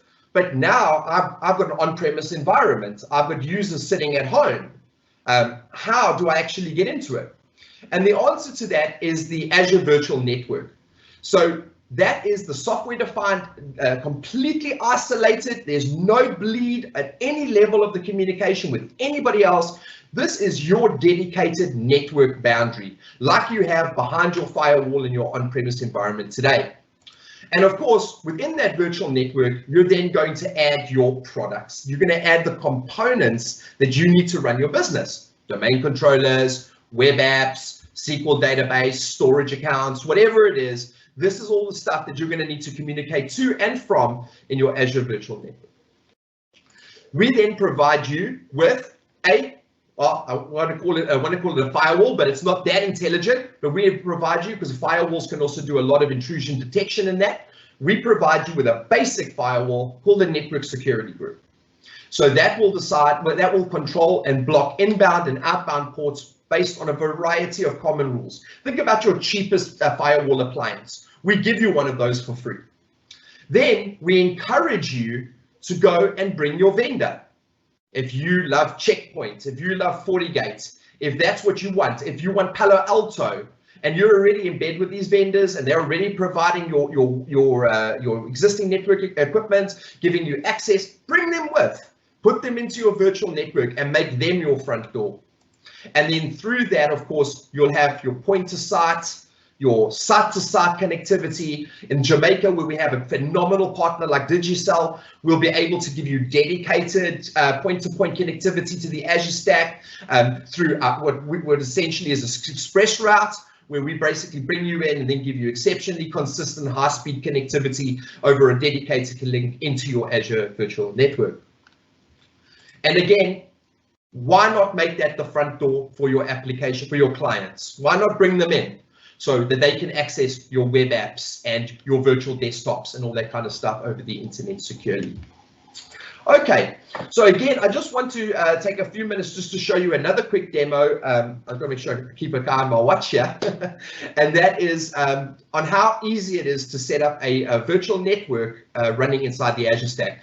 For those of you guys who are already using public Azure, you'll know it's exactly a one-click process where you go through, you give your network a name, you give it an address space. There's no problem of us having a conflict, no VLAN clash, because we're trying to trunk and ports. We're not doing any of that. So here you can have an address space that suits your unique requirements, that your networking team is providing, that they do not lose control of all of this, because that's another thing we always get asked, that Victor, I have this on-prem network team. They are obviously responsible for keeping out the internet, the wild, wild west, and we need them to be empowered and in charge of this Azure subscriptions networking. So they bring in the vendor they want. This is the firewall I like. We spin up a virtual network. They connect that firewall to on-premise or however they want to do it. There are a lot of use cases. Ask us after this if you have specific concerns. And then after that's all done, the users and everybody else can start to connect in. So I'm just going to speed this up again. And here we can see the network has been deployed. We can see the address space that you provided, and you can add more. And here, in the click of a button, you can say, actually, I want additional subnets. So I've decided, actually, Victor, I want to have my file servers in this. I want to have a DMZ. I want to have multiple layers. If that's what you want, go ahead. So we support that absolutely as well. And I just wanted to pause there for effect. Okay, so virtual networking, tick. Once we have access control and networking in place, most clients, the majority of clients, they're going to want to bring what they already have, and they want to extend that into the Azure Stack. So the most common first VM that's built by, I would say, I'd love to have a statistic for it, but based on the projects I work on, it's always a domain controller, nearly always. So what will happen is the on-premise network will be connected to the virtual network through one of those mechanisms. And the first thing that gets spun up is an ISVM and DC promos run. So what is really important to take away here is that we have a non-existent learning curve for existing virtualization pros. If you can run KVM, if you can work on Zen, if you can work on VMware, if you can work on Hyper-V, or any one of those things, you can work within the Azure Stack IS platform with those VMs. So we support Windows, we support Linux. You can make your own Windows and Linux images. You don't even need to use the platform images. If you want to bring your own with all your tools and customizations and your wallpaper, whatever you want. And of course, we offer a bunch of flexible sizes that are going to meet your needs. And we've already seen about the networking, and we'll talk about storage a little bit more. So you're thinking, but Victor, I have all of that. Yeah, that's cool. But we add two other things right out of the box that when you build your first VM will really blow your mind. The first one is scale sets, and we're going to look at scale sets in the demo today. So this is the ability for us to just add whatever VM I need and then just keep adding more dynamically or manually. We just get to scale them as we want to, based on, as I said, you grow it manually or because you're busy over a season, or you let the code do it for you. And then give you availability sets, which give you two things. The first thing is obviously it tells us when we're running this completely automated infrastructure fabric. When you tell us about availability sets, what you're really telling us is this domain controller and this domain controller, they should never live on the same hardware, because if this server dies, because hardware dies, we prepare for that every day. When this physical compute dies, I need my domain controller to be online even while this is recovering, right? That's only one reason why we build availability sets. So tell us about your requirements for failure domains. The other reason we build them is so that you can patch, do that monthly patch that we talk about. So that when you're orchestrating your updates in the Azure Stack, that one domain controller will patch and reboot, and then so will the other one, without the need to go and put in SCCM or some powerful scripting technology. So we spoke already about the fact that we can support Windows 10. I'm really hoping Louise is going to talk about multi-session hosts, but we'll see about that. And obviously, we support the latest version of Windows Server. But on top of that, we also can support Server 2008. And you're thinking that's no way, because it expired, right, in January. Well, we're able to offer you the same 3 years extended support for your 2008 and 2008 R2 workloads running on Azure Stack as if you were running in public Azure. So Microsoft feels so confident about the extension of the platform that they actually offer that to you as well. And through us, we offer that to you through the service providers. And we offer all the different types of Linux that you can imagine. We love Linux. And finally, we have a host of different virtual machine SKUs or template types that you could roll out to meet your needs. So if it's dev, for example, if it's general purpose, domain controllers, file servers, compute optimized, like the demo I'm going to show you today. If it's memory optimized, because we're doing hungry things in real time, where we can't have any latency at the disk, we provide all those to you. So let's go and have a look at deploying a virtual machine on the Azure Stack. I've taken the shortcut today, and I'm using the GUI for everything. Of course, it is possible for us to do this through code. So I'm just going to speed up by showing you how we go into the marketplace. We can look at all the images we have, and we add all the time. If you don't find something that you need, you can work through us, through your vendor, through us, through your partner, whoever it is, and we will continue to assist, add more as we grow. And we can also add stuff, as we said, through the ISV programs and our partners who are writing software solutions for the Azure Stack. So of course, here we can see we put in all the general information that we need to get the virtual machine up and running. For example, its name, whether it needs Premier SSD. On the next screen, we get a chance to choose our size. So again, I need compute optimized for the demo I'm going to show you today. We need something powerful that's going to run our processes. We can create these availability sets, and on screen you can see how easy that is.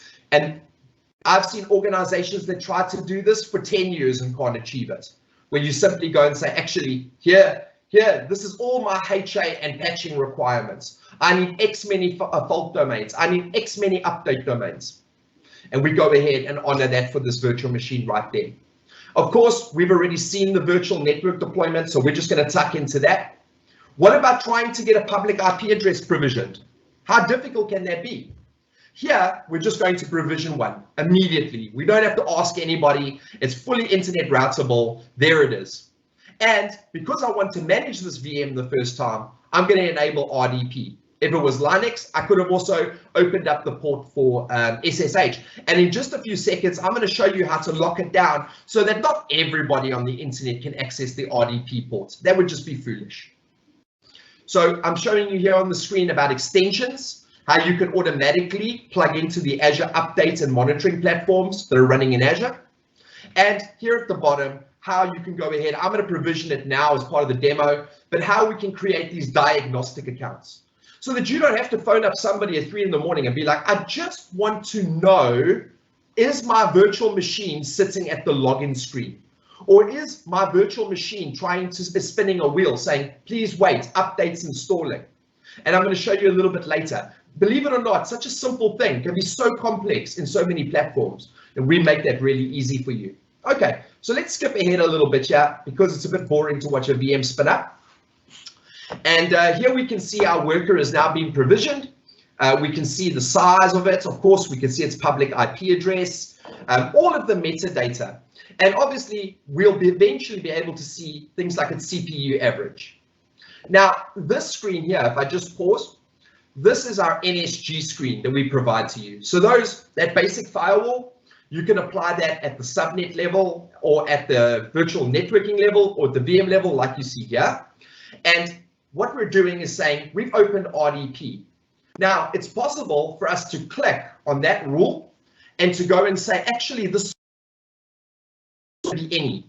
The source is only going to be that management firewall that I showed you during the conditional access demonstration, so that we make sure that not every cowboy can come try and knock on the RDP ports on these VMs.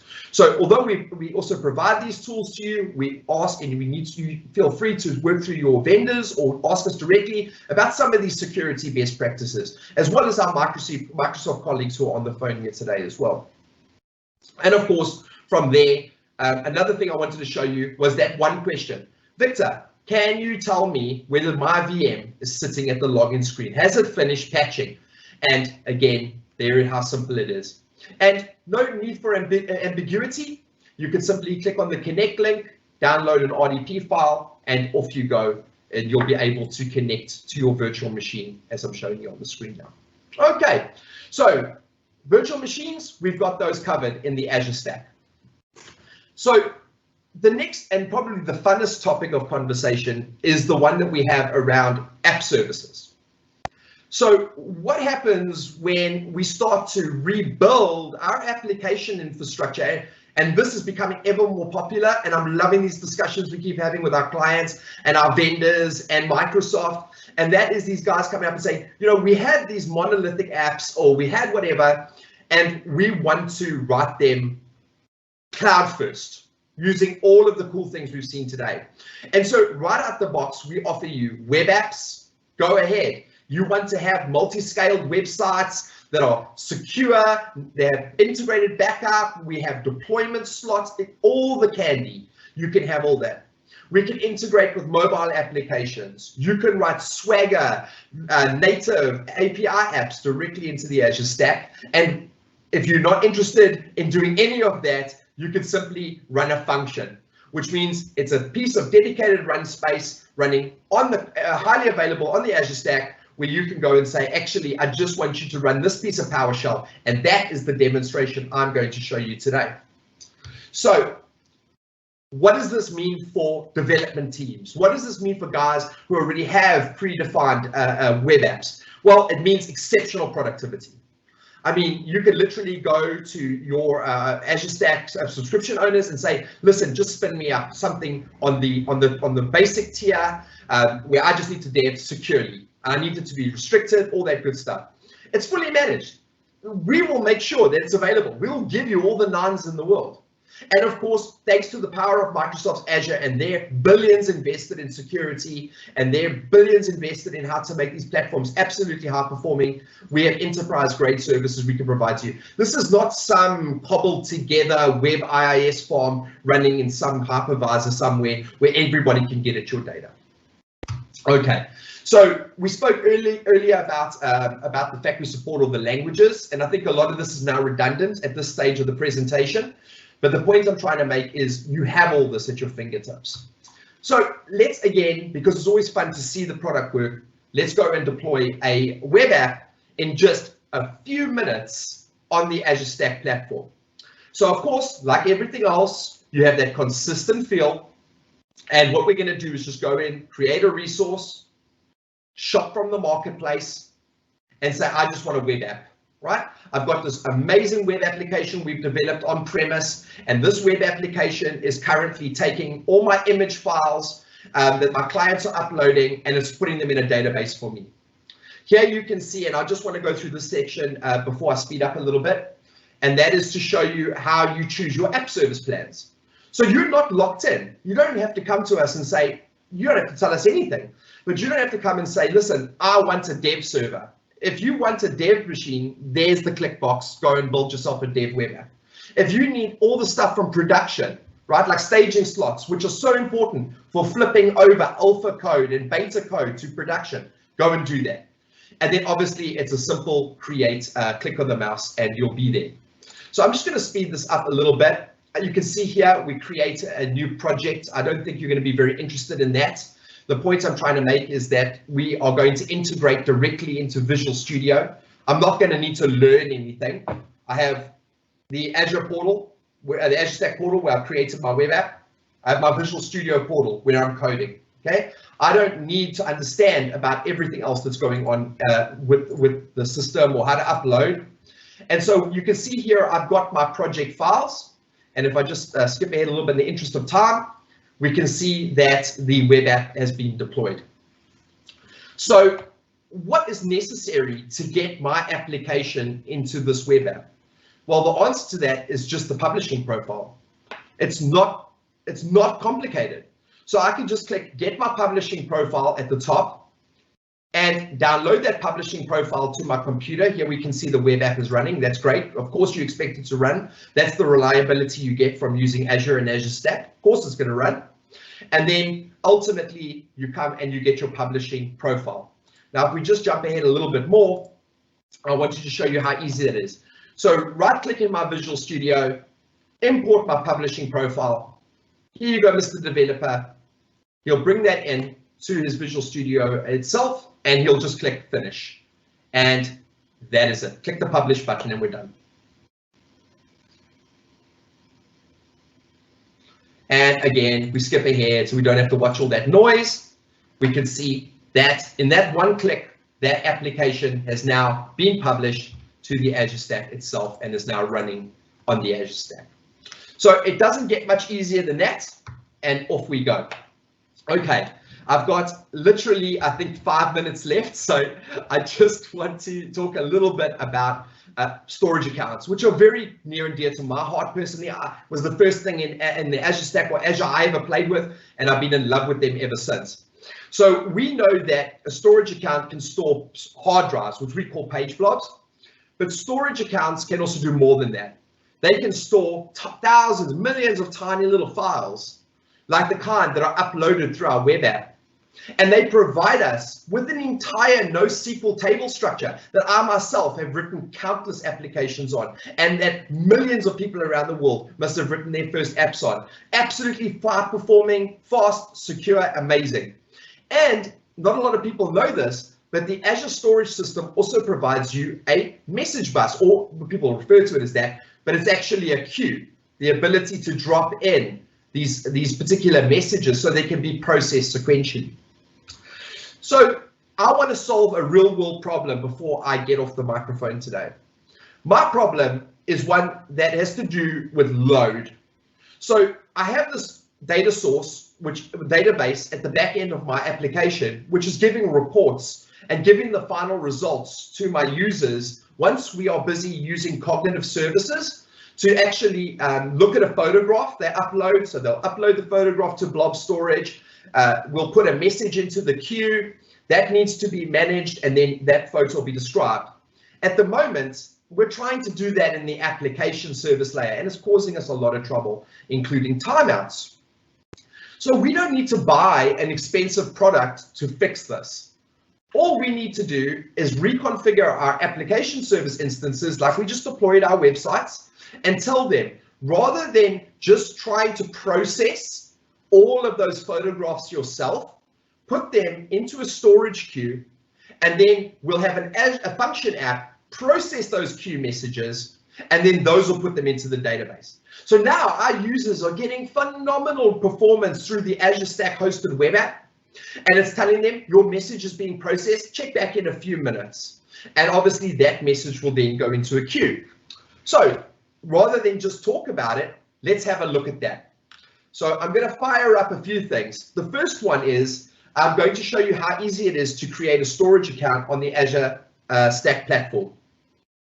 So you just go over to your storage accounts, you click add, and you'll be able to fill in just a few pieces of information in order to do that. So I'm associating this sample storage account with our web application resource group. I've already deployed it in the interest of time.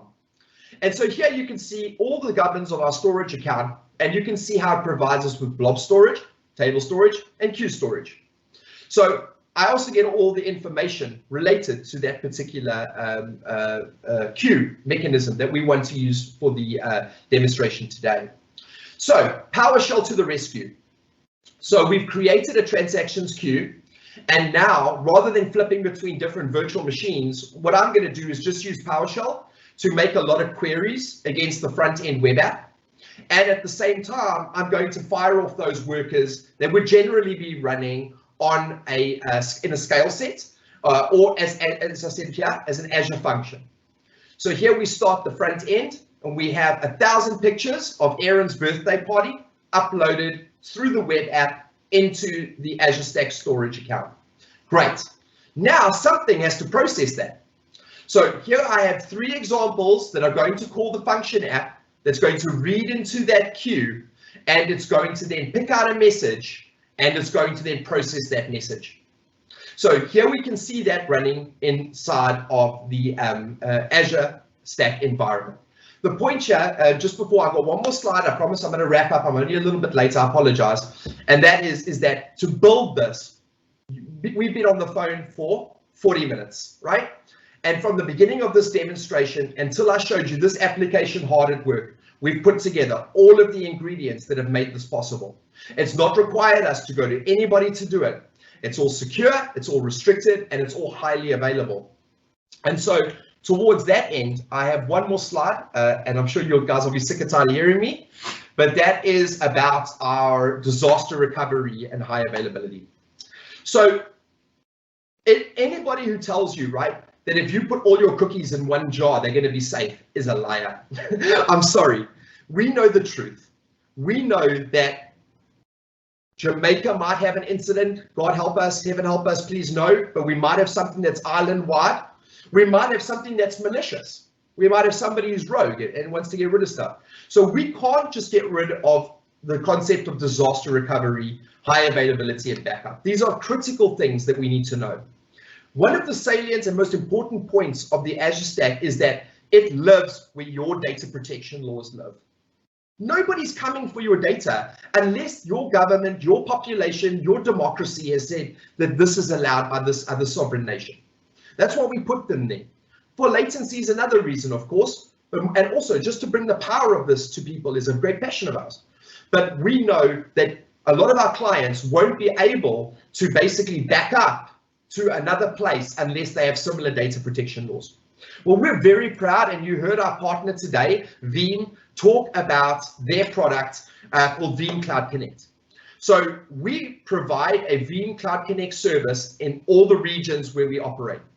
And that means that we also offer phenomenal network connectivity to those Veeam Cloud Connect systems. So what that means is that you can deploy from the marketplace a Veeam backup and replication VM into your virtual network, all secured by you. Get a subscription for Cloud Connect from your partner or through those channels. And then we will then obviously provide you with the necessary keys as we've seen today. And that will allow you to now take all of your backups and bring them into the Veeam Cloud Connect system externally. We specifically partner with Veeam for this particular thing because we know that they have a tremendous impact in the market. I saw 76%, that's a phenomenal number, but we actually experienced that. So most clients are already using Veeam. So we use Veeam in two ways. We use Veeam to bring your data into the Azure Stack. Victor, how do I get data into the Azure Stack? It's another separate topic, but one way to do it is to build a Veeam backup and replication server in your virtual network, use Cloud Connect, make a copy from your on-prem environment into the Cloud Connect, and just restore into your VNet. As Veeam already said, you can bring your own key. Another very important reason we partner with Veeam, because they're one of the few people that can do that, is that it's your key that's going to be encrypting your data. Nobody should be able to see your data. It's a tenant of cloud computing, and it's essential to providing that tenant isolation that keeps us compliant with those standards that Joe and Blair have mentioned. And of course, if you are already invested, and a lot of our clients are, into the Microsoft ecosystem, and you're able to leverage the private cloud or a region where Microsoft already has a public Azure data center and they've got the same data rules or whatever your internal policies are, you can go ahead and use those too. So we provide a comprehensive, we've thought this through, we've worked with clients on this, so we know what you need and we know what people ask us for the most. So here we can provide you with a comprehensive portfolio of backup products. I'd like to thank you very much for letting me do this presentation today. And I'm going to introduce the next person for this call. And I have the honor of introducing Dwaine Pinnock from Fujitsu. Thank you, Dwaine. Thanks, Victor. Let me just share my screen. Is everyone seeing the presentation? And is everyone hearing me okay? Yes, we are. Thank you, Dwaine. Yeah, nice and clear. Okay, so my name is Dwaine Pinnock. I'm the Vice President for Digital Business and Technology Services here at Fujitsu Caribbean. I'm located in Jamaica. I'm here to discuss digital transformation in Jamaica, which is applicable because we're discussing here a hybrid cloud, and hybrid cloud is one of those technologies that will drive digital transformation. I like to start out with a definition because I find a lot of persons don't really understand what digital transformation is. They get confused with the terminology digital. And this is one of the better definitions of digital transformation that I like. It's the integration of digital technology into all areas of a business. And it could be government, public sector. And it fundamentally changes how you operate and deliver value to customers, partners, and employees. And some key terms there, digital technology. When we speak of digital technology, we're talking about a wide variety of tools, systems, devices, and resources that generate, store, or process data. Some good examples are your mobile phone, social media, online games. Those are all considered digital technology. One thing that we notice is when people think of digital transformation, they only think of from the business out, looking at your customers. How do your customer engage business? However, digital transformation actually is applicable to all areas of your business, from your logistics, your suppliers, how you get your products to your customers, and also even your HR. When you look at how your employees handle the internal processes within your business, those are important because that's how you drive your value to your end user. That's your customer. And it's a fundamental change. It's really like doing a cultural change that requires your organization to continually challenge the status quo. You need to experiment. You need to get comfortable with failure. The more you fail is the more likely that you're going to find the successes, those things that work, and those things that will actually drive value to your customers. And you also have to remember your partners and employees in all discussion about digital transformation. Digital transformation provides a lot of benefits, and some of those are listed here. I can't go through all of them because we only have 15 minutes, but the key ones are the ability to modernize and simplify your business operations and enhance your customer and user experience throughout the organization, throughout your product line to your customers. And that's critical in this time and this age. COVID has changed how we communicate and how we connect with our customers, and it has made digital transformation even more apparent and more necessary in how we traverse this period and what the new normal will be after we get through this pandemic. Technology, it drives this, and the need to drive and create demand within the marketplace, utilizing digital means is important, because you no longer have that physical contact. Your customer no longer has the ability to come into your office, and you still need to keep your business up and running. And that is why now more than ever, digital transformation is critical to the future of your business and the future of the existence within the marketplace. Some of the other benefits: cost reduction and waste reduction. Before COVID, when business was all good and money was being made, people didn't look at the driving efficiency within the organization. Now that with the advent of COVID and the reduction in revenues, people are looking for ways to drive more efficiency and reduce the wastage within the organization, and digital technology can help you do that. Digital technology also helps with competing against your competition within the market. It allows you to have a wider market reach. You can increase to online transaction. You can have a more efficient and agile business structure that allows you to go to market more easily, more digitally, and get value to your customers in a much more easier model.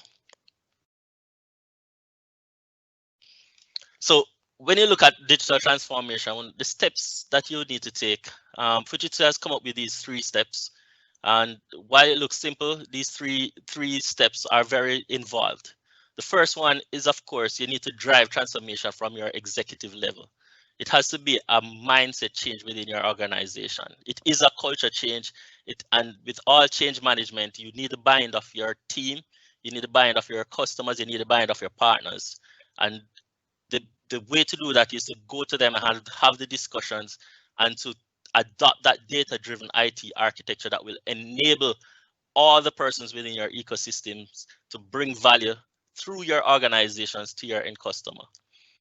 Once you have started that journey, the next thing is to shift through to digital. And that means revisit the purpose of your business. You need to look at the value that is being delivered and redefine how that value is going to be in the new digital organization.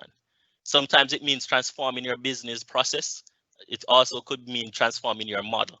And these are deep investigations within your organization that needs to be done to enable and progress the digital transformation of the organization.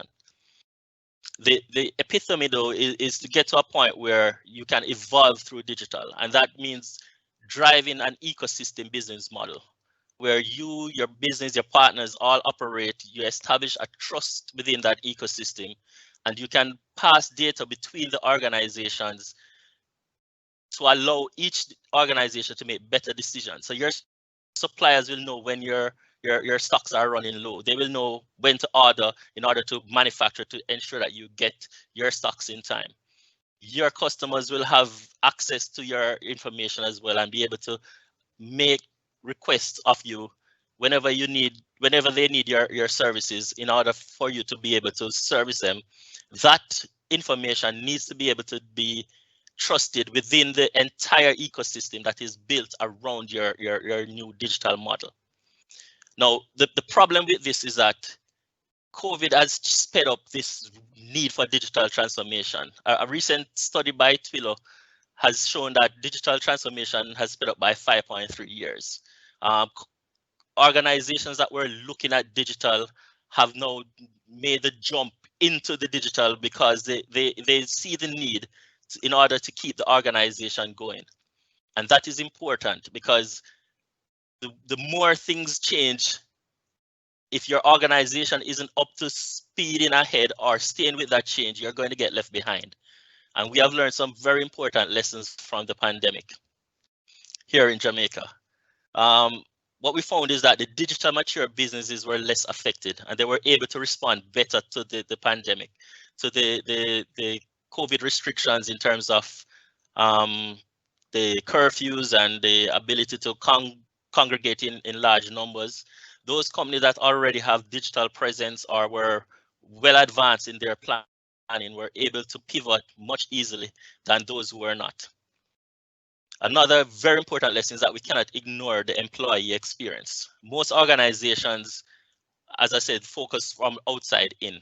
They look at the customer and they disregard or deprioritize the importance of the employee experience. With the COVID restrictions and the employees unable to come into the office, that brought those issues to the fore. How do we get our employees productive when they can't even come into the office? If all our information, our customers are held on physical files, and those files are locked away in the office is quarantined, how do we get information in order to service our customers? So now businesses are looking how they can digitize, how they can empower their employees to work remotely or work from anywhere and still deliver that value to their end customer. Next important message is that a flexible IT infrastructure is essential. And that's where this launch from SALT is very important. It allows you that ability to have that cloud nature IT infrastructure. You have the extensibility, the scalability, you have access to all the Azure functionality. However, it's all present local, so you have none of the data sovereignty and the data locality issues. So with that flexible IT infrastructure, it's easy to pivot. You can grow, you can add new functions, you can add new services quickly and easily to meet the needs of your customers. We need to increase how we communicate with our customers. We have seen in the media, a lot of organizations have now moved onto social media. They are now engaging their customers through Instagram, Facebook, LinkedIn, all of these capabilities. It's how you communicate with your customer, and your customer cannot come into your office to have discussions. Teams, Zoom, all those web conferencing capabilities are important. But there are other means out there. Yeah, you can have a dedicated app that allow your customers to make purchases or track orders. These are capabilities that we are now developing so that we can have our customers still involved in our organizations. And of course, there's a need to drive efficiency.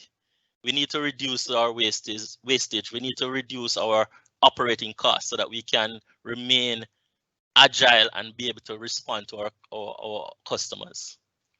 And most importantly, we have one of the lessons that we've learned is data analytics is important.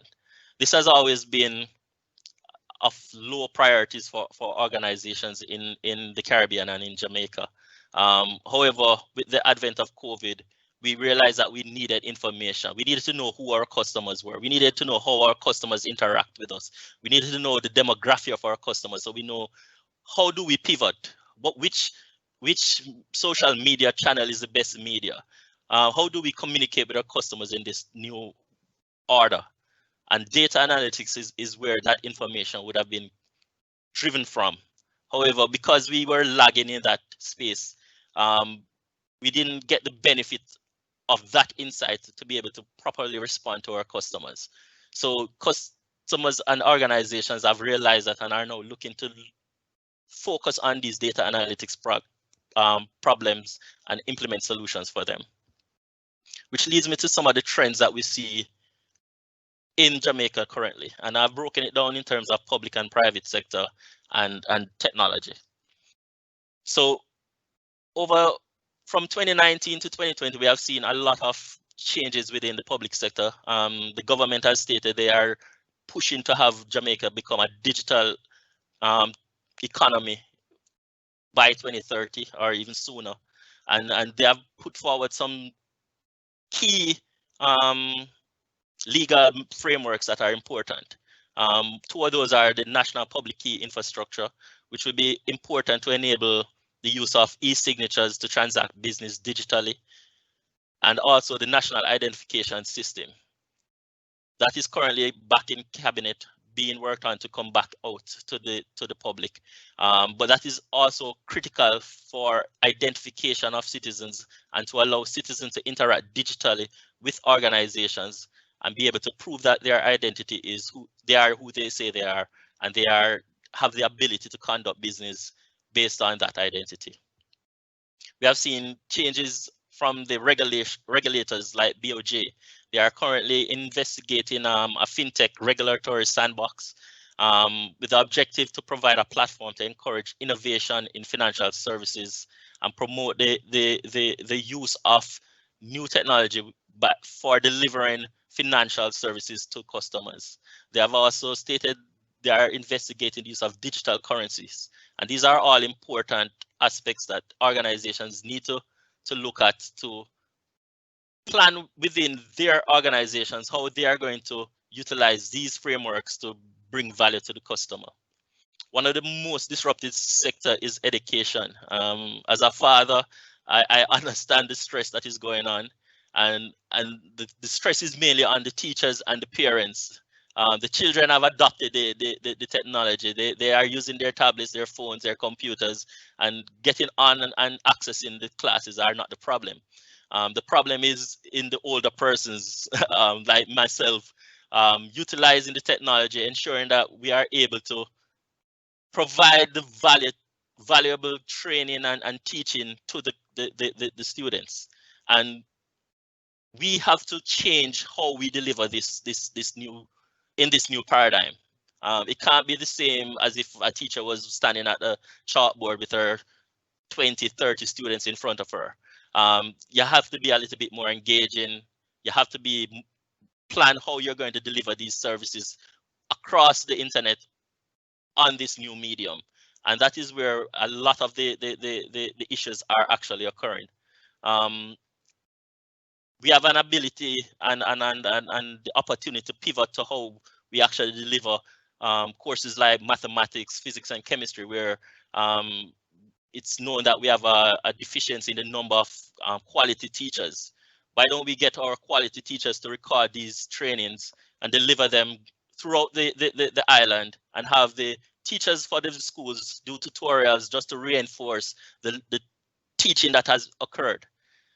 These are some of the rethinking of how we actually deliver value, that we can utilize digital technology to deliver to students and also to the teachers. And most importantly, document digitization is critical. We have seen since COVID and prior to, a lot of RFPs, a lot of organizations within the public and private sector looking to adopt a paperless office. And the reason for that is apparent. You need to be able to access information wherever you are. And especially with COVID, where your staff are not in the office, we need to give them access to the information that they need to do their work.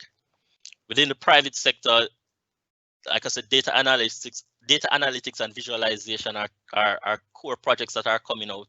A lot of companies are looking to implement these type of solutions, and these solutions are best placed on the cloud because of the scalability and the extensibility of the cloud. And now that we have the Azure Stack in Jamaica, that is another option to utilize to deliver these services to organizations across Jamaica. The focus on enabling remote work securely, to building trust for staff members who are not within your perimeter. The focus can no longer be on perimeter security. Your staff is all over the island. You need to be able to ensure that they are secure and their access to information is secured. Those are some of the complexities that private sector organizations are dealing with. And of course, improve communication channels, which leads to the use of artificial intelligence chatbots and assistants.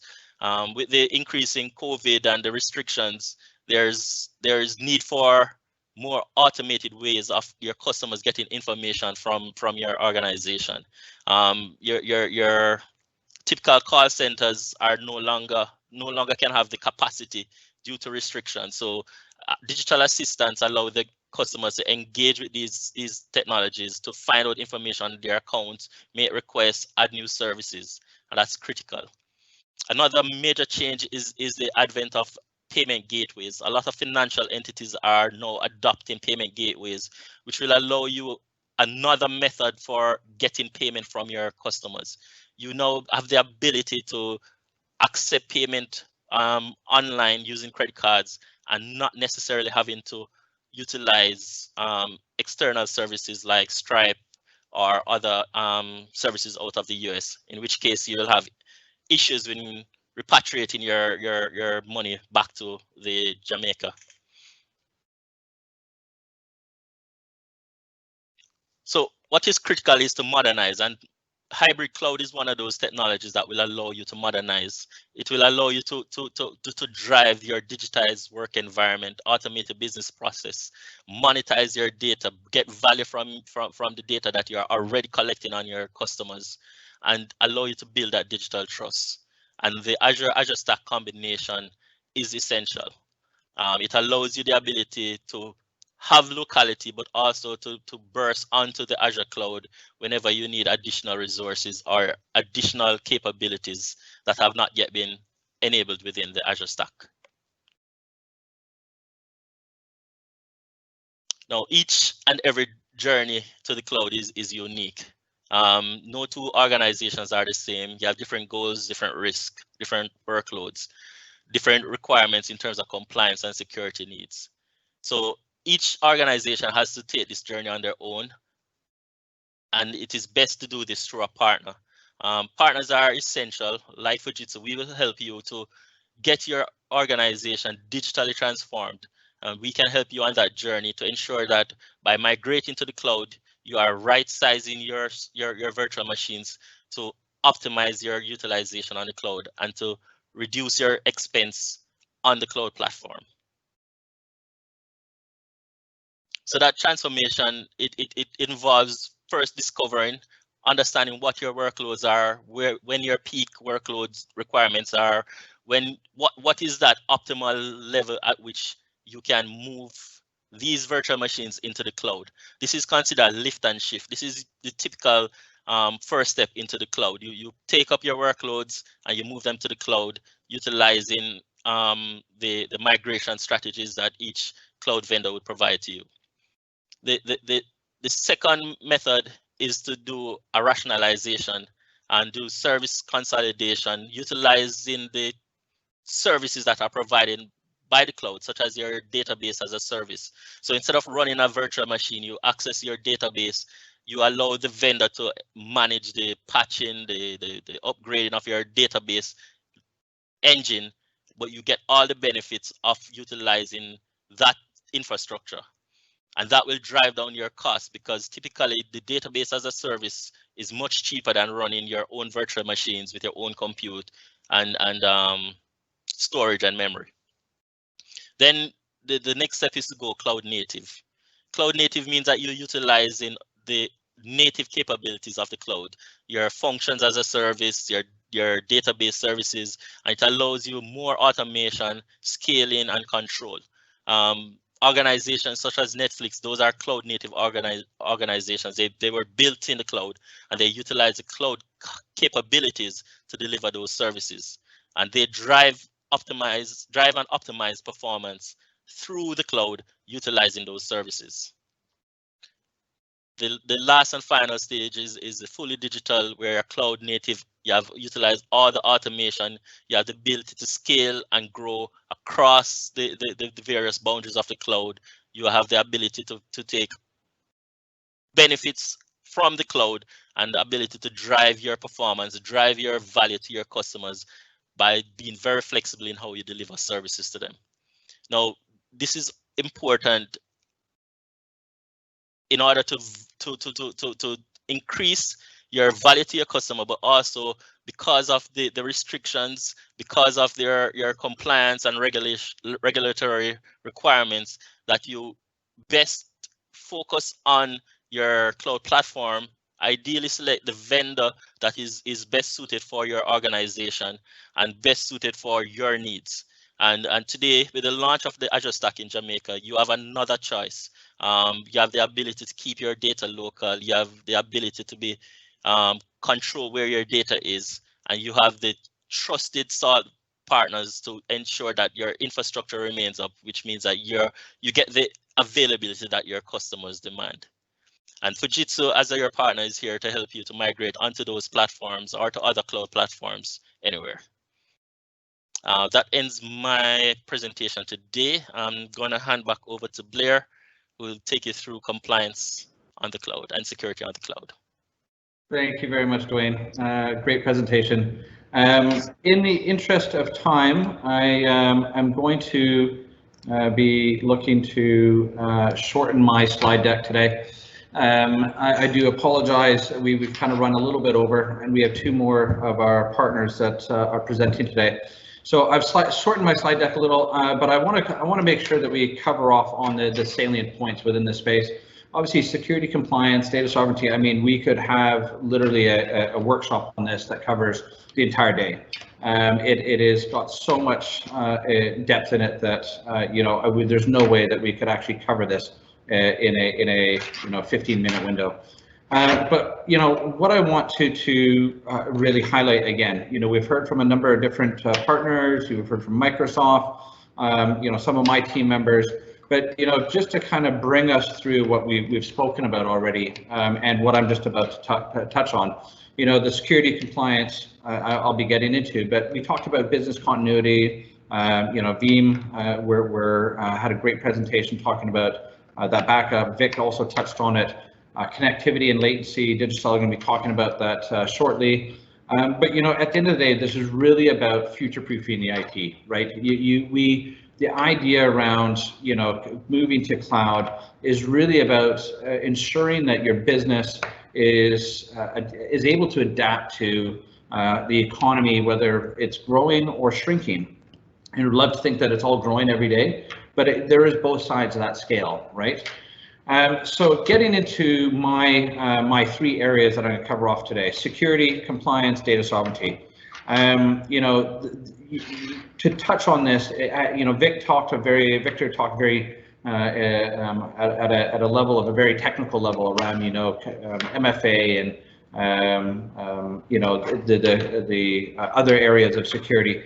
I really want to talk today about the Azure Stack itself, so that it is a closed system. And what we mean by a closed system is, us as the owner, provider, operator, do not have access to the underlying or to the client's VMs.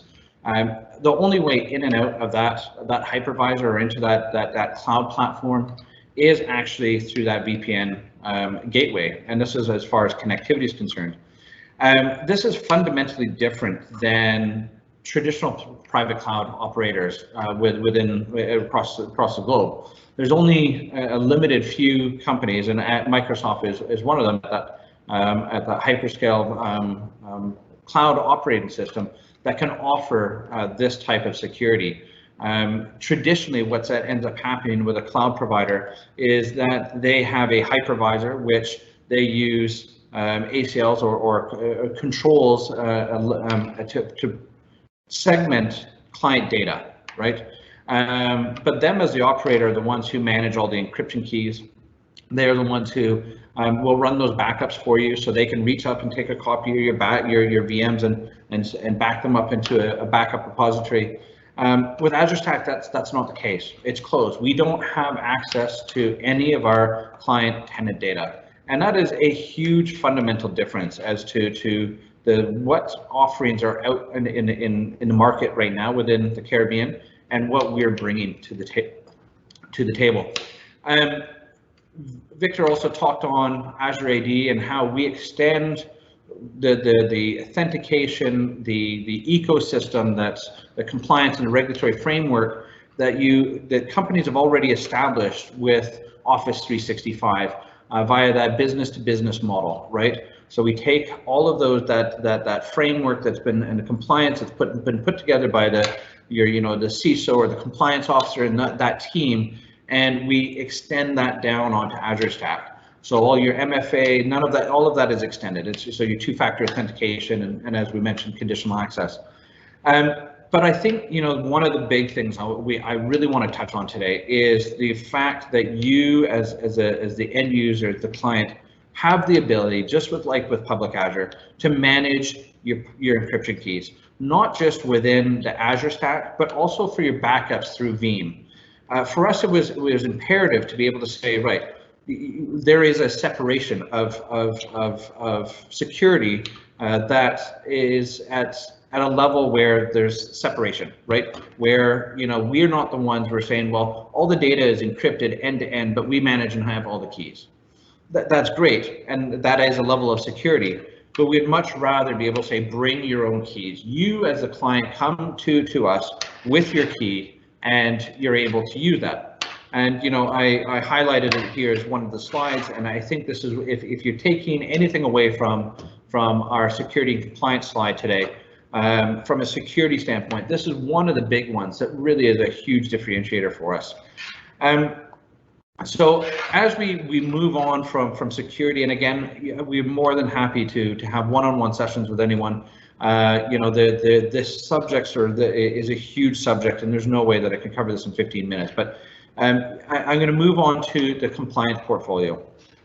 This is what we're looking at. Azure Stack and Public Azure have over 90 certification. It has the largest compliance portfolio over any cloud platform in the world.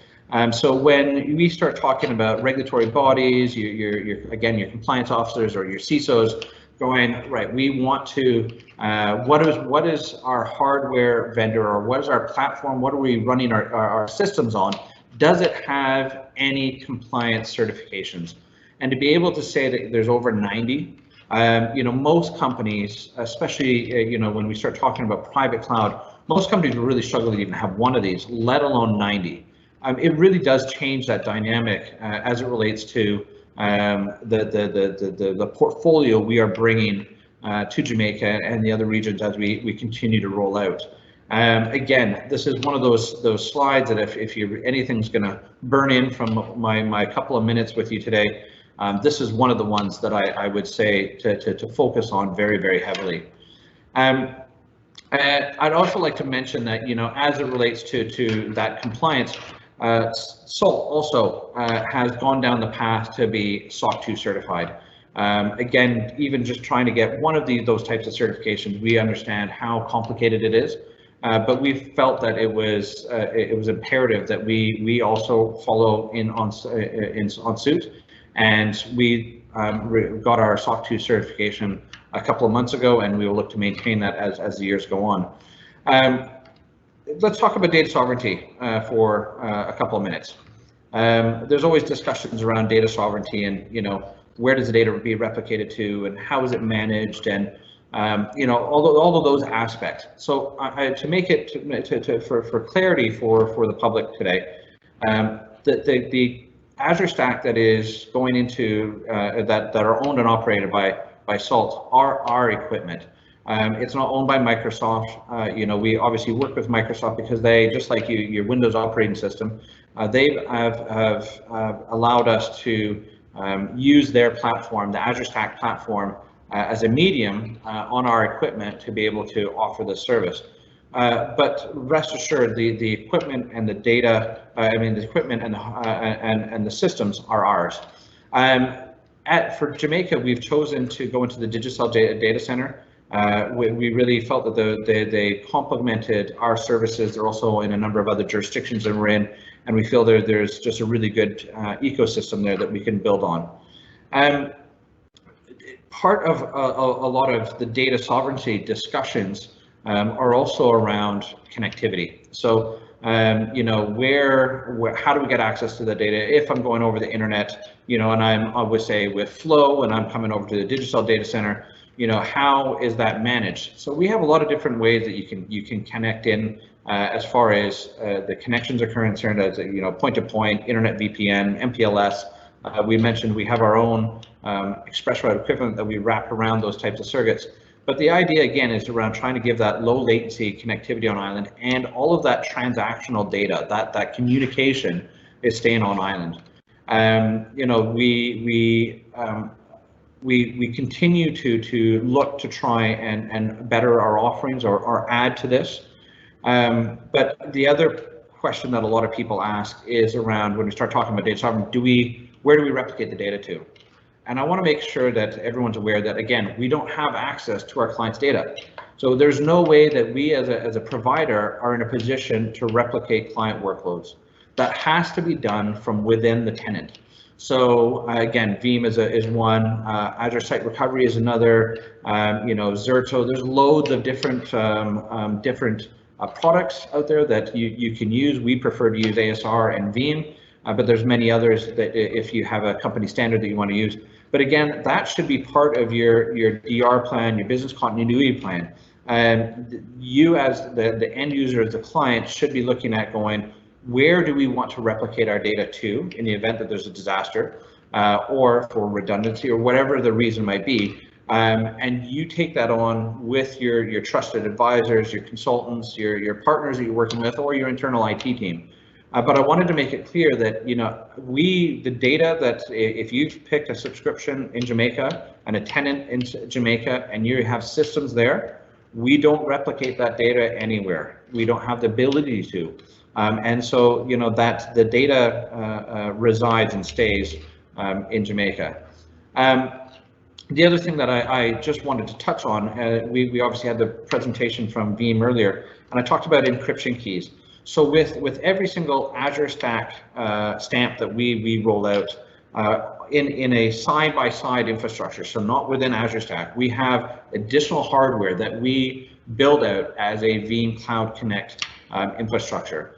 That way, clients can take advantage of those encrypted backups that they're managing their keys, going from inside of Azure Stack to equipment that is outside of Azure Stack. And again, we obviously have it in country, so you can back it up outside of Azure Stack into the Veeam Cloud Connect environment in Jamaica. But you also have the ability to pick one of the other jurisdictions that we have that same infrastructure in.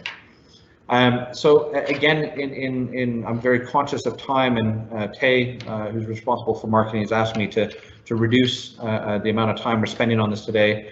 I'm more than happy, where my team's more than happy to do follow-ups on this topic and getting more in depth on this. We work with Microsoft and actually do security workshops and seminars as well. So you know, again, this is a very large topic. Hopefully I covered off on some of the salient points that we would have wanted everyone to take home today. Again, that was around the security and the compliance portfolio that we showed you, and the fact that you actually manage your own keys right across the board. So you're in control of who has access to that data. Thank you very much. I wish we would have had more. I would have had more time with you. But I'm going to pass this on to Mike McDonald from Lenovo, who is going to talk about the manufacturing of Azure Stack. So again, thank you. Hi, Blair. Thank you. You guys hear me okay? We can. Excellent. Thank you for the presentation, and thank you, SALT, for the invitation today. Great presentation so far, and I think what you presented there, Blair, was something we all probably want to hear a little bit more of. I'm Mike McDermott. I'm a senior project manager within the Lenovo Data Center Group, and I wanted to talk to you for a few minutes today. I recognize we're short on time, so I won't take up the entire slot of my 10-minute window, or maybe I will. I'll be pretty close to that. Talk to you a little bit about our Azure Stack Hub and the benefits of using it. We are a partner with SALT in providing a lot of infrastructure around some of the offerings they have, and we're a very proud partner of that. A lot of the work we do is in very close work with Microsoft in making sure that we stay up to date and keep the platform up to date on certifications, compliance, security, etc. Right. So Azure Stack Hub, as you're probably familiar with here, I'm not going to spend a lot of time on this slide here, but the complete autonomous cloud, right, with the cloud application model. It's an Azure Stack Hub model that we build, and when we provide this to our customers and our users, we try to give our customers a complete solution. Right, and when we work with our partners, we try to provide to them something that we know will be up all the time. All of our platforms that we deliver today are rack scale, pre-integrated turnkey. And so when we turn it over to our customers and our users, we know that what we deliver to them is going to be something that they can utilize right out the door. One of the benefits of Azure Stack Hub, I think that Blair touched on, was Azure having the industry's largest compliance portfolio. Right, and so when you have that portfolio in front of you, you want to choose the right combination of cloud and on-prem models. Right, there was some talk there previously too about where do you want your data to replicate to, and I heard Blair talk about how the data stays on the island, and that's important. Right, data security is something that we all take very seriously, especially in this day and age. So when we try to deliver that to our customers, our end users, whoever's going to be using that data, we want to make sure we have a consistent Azure innovation. Right, we want to make sure that we focus on the outcome. Nobody wants to worry about the infrastructure one way or the other. I know SALT doesn't want to worry about the infrastructure. We don't want to worry about the infrastructure, and the end users certainly don't want to worry about whether or not it's going to be up or not. So we build our solutions when we deliver to our end users is going to be a cloud optimized SR650 server, right? Rack switch, Ethernet switches that are going to be up and running all the time. We have typically are number one in the world on reliance and performance on our systems, and we want to keep it that way. So when we take our products to market, we know that our customers are going to be using a service in the back end that's not going to go down, right? We want to get it to market. We want to address the customer needs. We want to be able to be quick and nimble. We recognize that needs change, technology changes, and as you know, Azure changes, we need to be there with it as well and make sure that all the components that we deliver, whether it's going to be the processor integration, whether it's going to be the memory integration, or which hard drives we're going to put in the back end, are going to work and be compliant with what Microsoft needs it to do so they can deliver the services that we're all subscribed to use. You know, and nobody wants to think about that, right? Nobody wants to worry about what are we going to be using in the back end, what kind of drive is spinning, is it an NVMe drive, how many writes or reads per second am I getting? We don't want to worry about that. We just want it to be fast enough to do the job we need it to do, which is what we try to deliver to our customers right out the door, right? And so it comes down next to use cases, right? What are these going to be used for? And Azure Stack Hub is going to be a hybrid cloud solution, right? It gives you the ability to utilize resources what we consider to be quote unquote on-prem, in country on the platform, or it's going to be in the cloud. Which one of those two do you want to use? Do you want to use both of them? And as the technology is evolving, we saw in some of the previous presentations talking about what the COVID pandemic has done to all of us or to all of our businesses, and those who are ready for it are not having any issue struggling with it. So when we look at a use case, we want to be able to cover a variety of use cases, not just develop a system that can only handle, you know, development ops, right? We want to be able to handle data sovereignty, cross-cloud scaling, right? When we talk about DevOps, you know, your developers are already using Azure for dev tests. They want to run those applications inside a data center when they deploy it in production, but they don't want to give up their tools, right? They want to have the platform to be able to handle both of those solutions. The cross-cloud scaling piece of it, you can extend your virtual networks from SXM to Azure, right? Your Azure Stack Hub to the Azure cloud. You want to connect the two environments together using ExpressRoute or plain old IPsec VPN tunnels. In this case, you can also use Azure for the elasticity it provides. Let's say you've got a big sale week coming up. I think in the US and in Jamaica, we have Black Friday, right, coming up. You want to be able to cater to all the users without having to buy additional nodes. You can add more instances in Azure, support those additional user requests on a temporary basis, right? Data gravity, when customers have strict requirements to have all their data inside their own data centers, it's the best fit. You want to give them the Azure experience while still maintaining data locally inside the island. I won't go through all of these uses here, but AI at the edge, we're familiar with machine learning, the same concept here, right? You want to be able to do some of the processing on-prem, in quotes, right? Or up in the cloud, whatever way you want to work it. And geo-distributed applications is the same way. Some of your applications need to run locally and some of them need to run in the cloud. You want to be able to do both of them as we move forward through the use cases. You can start to see a pattern of how this is put together. And a lot of what we've done with Microsoft and a lot of what we're delivering to SALT and the customers surrounds these use cases. We try to provide, as I mentioned, a pre-integrated turnkey solution. We know that our users and our customers want a pre-integrated turnkey solution, right? We have the ability to turn up a system very quickly for our customers. When you talk about manufacturing of Azure Stack, right, it's not just the component building of the boxes inside the manufacturing and the loading up of the Microsoft software on top of it and the integration of the racks. It's the entire package put together, ordering it out the door and shipping it and delivering it to the right location at the right time. One thing that Lenovo takes pride in is our manufacturing ability.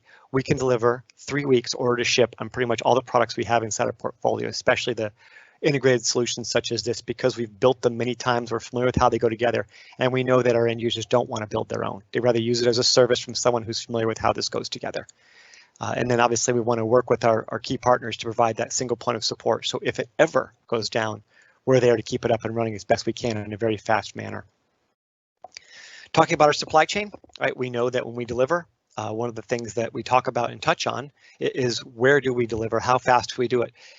If we need to scale up for anybody, any of our customers, any of our users, we could do it in a very quick fashion. One of Lenovo's prides is we own our own manufacturing.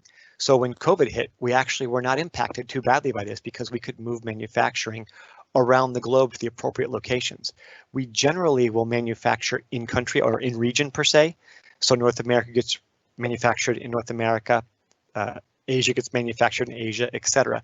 But we can shift that around. So when a pandemic hits and we do lose country communication due to manufacturing limitations or resource illness, whatever it may be, we're able to shift that manufacturing to the right locations to deliver what we need for our customers at the right time. If in some instances on a use case, we had some shipping and receiving ports that were closed to traffic, yet we had to get our resources and our equipment into those customers. So we're able to shift that manufacturing around from one location to another.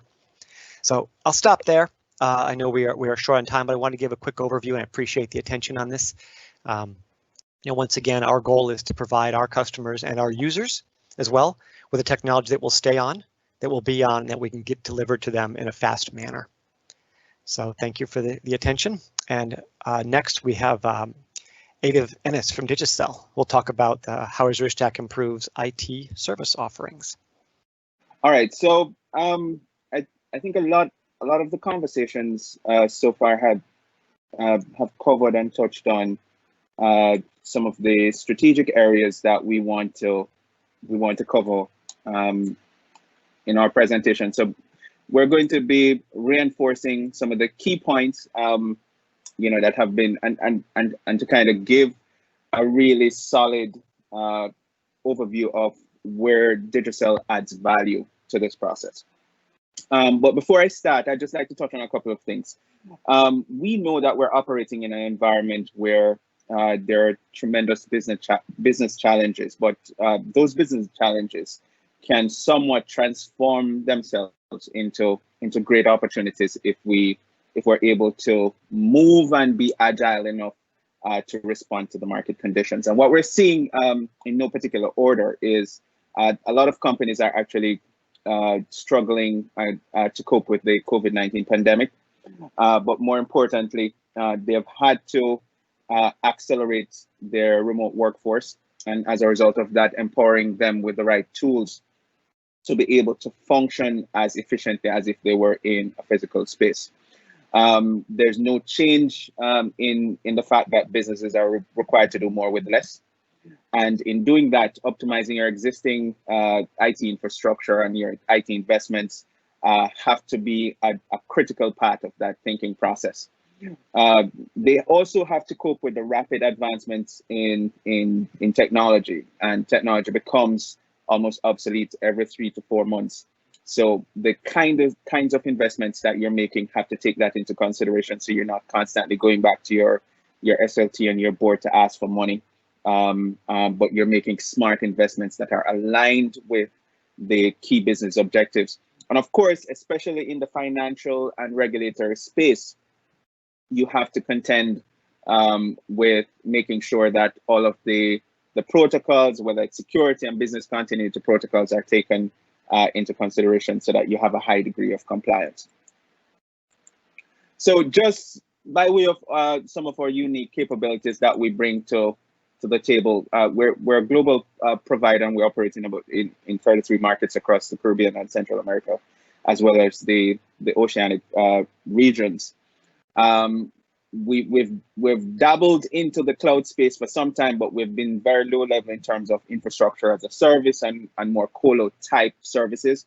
So this partnership with SALT is actually quite strategic for our business, and we were happy that we took the time to build our capacity and our competence in that space, so that when we spoke to customers, we spoke from a level of confidence and also with credibility. We've invested heavily in our network assets, and that's one of the areas that I'm going to actually spend a little time on.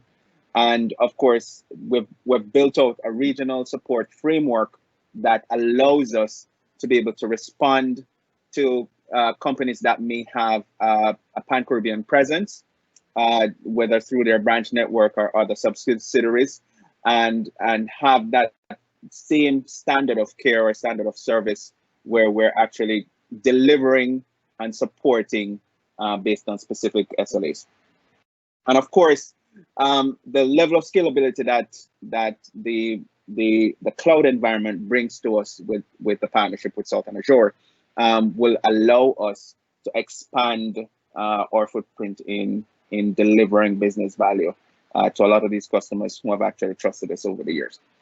In terms of our credentials, the $6 billion that we've invested in R&D across 31 markets we have over 14 million customers benefiting from that kind of investment. We've also managed to solidify some strategic partnerships with SALT and Microsoft, but also with Equinix. And we've allowed ourselves to actually build our operational capacity in key areas to be able to support the desires, the growth, the demands of our customers. Our 650 team members, highly proficient team members in Jamaica, also add a tremendous value to not just from their mind share and from their level of expertise, but also in our level of responsiveness and making sure that we stay 2 steps ahead of the game in providing thought leadership and guiding our customers, especially the ones who are a little bit apprehensive about moving in this direction. So there's a tremendous amount of value that can be added if they know that you're on this journey with them long term. In terms of our fiber footprint, and these assets are critical to minimizing the latency and performance degradation when customers make that giant leap moving from a P2V environment. One of the major drawbacks that we get from customers is, are we going to have that same immersive, or users and our customers, are they going to have that same immersive experience that we're accustomed to with a premises-based solution? And the short answer is yes. And as we move more and more into that space, what we're going to find is that there's a level of standardization taking place where more and more customers are going to see this as the standard operating model when they're looking to acquire IT services. Our fiber footprint actually through our Global Connect network, and that's a private network that we've built out in the Eastern Caribbean. It traverses 18 of the English-speaking Caribbean, and that lends itself to an undersea cable all the way into the Nap of the Americas via Puerto Rico. We have redundant paths to give us the level of redundancy that we want. And what we've found is, in building out the quality of service standards on those MPLS circuits, we're seeing where we have actually bring the latency down significantly, and it is actually with parity now, almost on parity of what they're expecting in their day-to-day. And all of this in their current environment, and all of this is actually agnostic to the user. So we're fairly proud of those investments and the assets that we're bringing through to deliver that level of value to our customers. So in terms of what we can do with our Global Connect platform, it's one secure platform, global network. So we go into the NAP, and then we have strategic partnerships that can take us pretty much anywhere that you may have infrastructure in the world. And we're able to actually deliver that through a myriad of different services. So whether it's in this particular instance in your cloud environment through the Azure Stack, whether it's through your communication and collaboration tools that you have, whether it's looking at IoT type services and other smart services, and most importantly, enabling and empowering remote work so that your team members, regardless of where they may be located in the world, they're able to function quite effectively and efficiently and still add value and be productive to the company. One of the partnerships that we're very proud of, and this was very strategic on our side when we decided to go into this space, is our partnership with Equinix. They have a tremendous footprint around the world, but we use specific interconnect services to enable a much faster cloud-to-cloud migration. And we're able to actually drive some of those interconnect, leverage some of those interconnect assets to complement our own footprint to make sure we're able to deliver. Blair mentioned as well the Tier 3 certified data center in Jamaica, and that's where the Azure Stack is localized. So again, we're able to improve the delivery and operational efficiencies by having that stack localized and not having to actually traverse multiple layers and hops to access your data and mission critical applications. You're actually doing that in Jamaica, and then we create those layers of redundancy and build resilience, so that from a business continuity standpoint, you're rest assured that you will be able to function in the unlikely event that there is any kind of disruption. I'm not going to spend a lot of time on this because I know that the previous speakers have spoken a lot about this, but one particular area that I'd probably like to touch on is the level of simplicity that we've actually brought into making sure that the customer journey is as uneventful and as seamless as we possibly can make it. And that comes through years of developing a methodology and anticipating potential pitfalls, anticipating potential hurdles and headwinds, and then have a strong mitigation strategy to simplify that process. So when we come in to have those discussions, the customer journey methodology is already tested and proven, and we're able to provide a lot of good guidance and hand-holding to give that level of reassurance that everything is going to be okay when you decide to move. In terms of some of the decisions that are driving a lot of customers moving into the cloud, some of these would resonate in terms of commonalities that you currently encounter on a daily and weekly basis.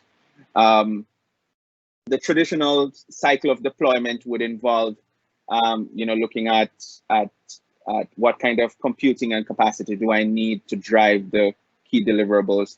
Then you have to go through a procurement cycle. You have to configure the software. You have to add virtualization if you're doing test dev. Then you have to maintain that environment, and then there's a tremendous amount of admin time that is spent navigating all of these different faculties of building out the capacity. And of course, there's a continuation of planning for those refresh cycles. And it can become very, very onerous from time to time. You might have to hire much bigger teams, and there isn't a high degree of strategic impact on the key deliverables and strategic outcomes that the business want you to focus on. In the hybrid space, you somewhat lessen that list, but you really start to see the impact when you move and migrate into the cloud environment, where you can now redeploy those resources to focus primarily on high value, high impact areas of the business, and outsource this to persons who their core business is. The design of the migration path, again, is simplified to make sure that the customer's experience is quite seamless. And it starts with the low risk design, building all the way out to making sure that the customers understand what their key dependencies are, making sure that there's a price point and a pricing strategy that everybody can stand behind, so it becomes very predictable and you can sell that internally to your stakeholders.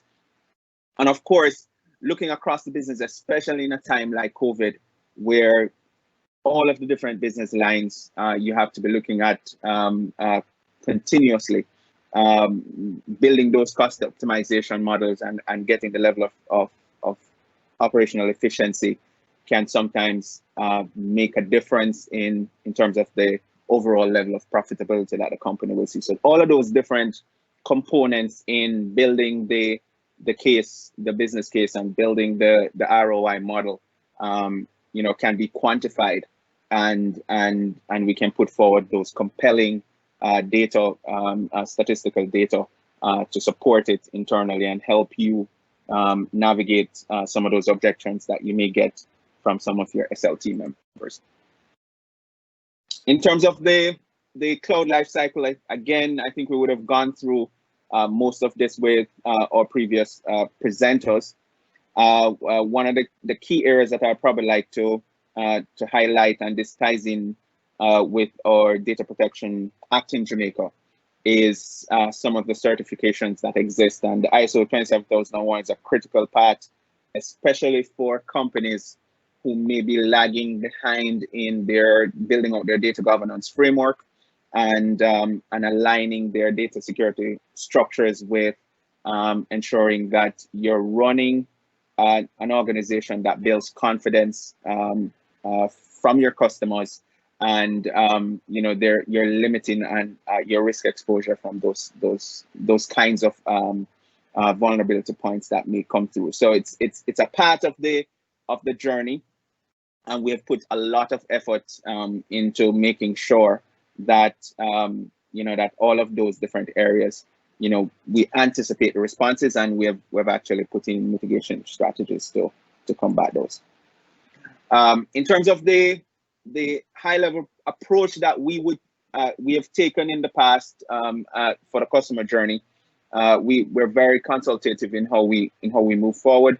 We start with a requirements gathering exercise because we want to make sure we understand the key areas that you want to address, and that usually takes us through a discovery session, whether it's a technology workshop where we're doing the analysis and so on and so forth. We typically do a high level design where we share, and we get into greater detail with their technical teams just to make sure that everybody's aligned and we're on the same page. And then we of course build and pilot. That gives us an opportunity to test. It gives an opportunity to iron out any of the nuances that may arise. And we help with the adoption program, because what we find is in a number of instances, one of the number one reasons for projects such as this failing is because there is a low level of engagement with the key stakeholders. And as a result of that, you get tremendous resistance when you start to push this approach on people. So it's critical that we get buy-in from the get-go, and that persons understand that this is going to make their lives significantly better and easier going forward. And of course, we go through until we actually gain that success metric that we would have defined prior to us starting the journey. So it's a very simple but comprehensive process of actually migrating to the cloud. And we find that a lot of the times in going this route, it almost humanizes the technology and remove the fear factor, where customers are a little bit more willing to come on the journey with us if they know that they're not going to be doing this alone. And I think based on the team that we have assembled and the kind of partnerships that we've managed to build out, we have some of the best mind share to be able to drive this cloud strategy and make our customers come with us on what is going to be a natural journey for them as the evolution cycle continues. And I think that's our 2 cents from Digicel. Perfect. Well, thanks for the invitation. My name is Flores. I'm part of Microsoft team, and big congrats to SALT for this amazing achievement. I know this is the last presentation to try to be very specific in the message. A lot of great presentation today. Let's talk about how to transform your business with this technology. The first thing I want to share with you is why we're doing this. What is the reason to put a specific hardware to try to achieve different challenges that we are seeing? Well, we are working, all are working in the hybrid strategy. What is this hybrid strategy, or what are we going to try to achieve? Well, it's very simple. Data.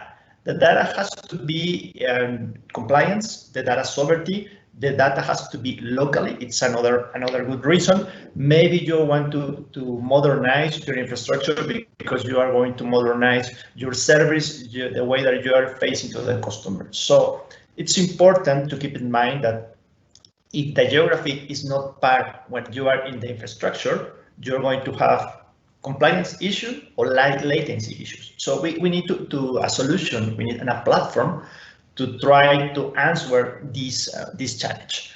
With this in mind, we are in 2 worlds.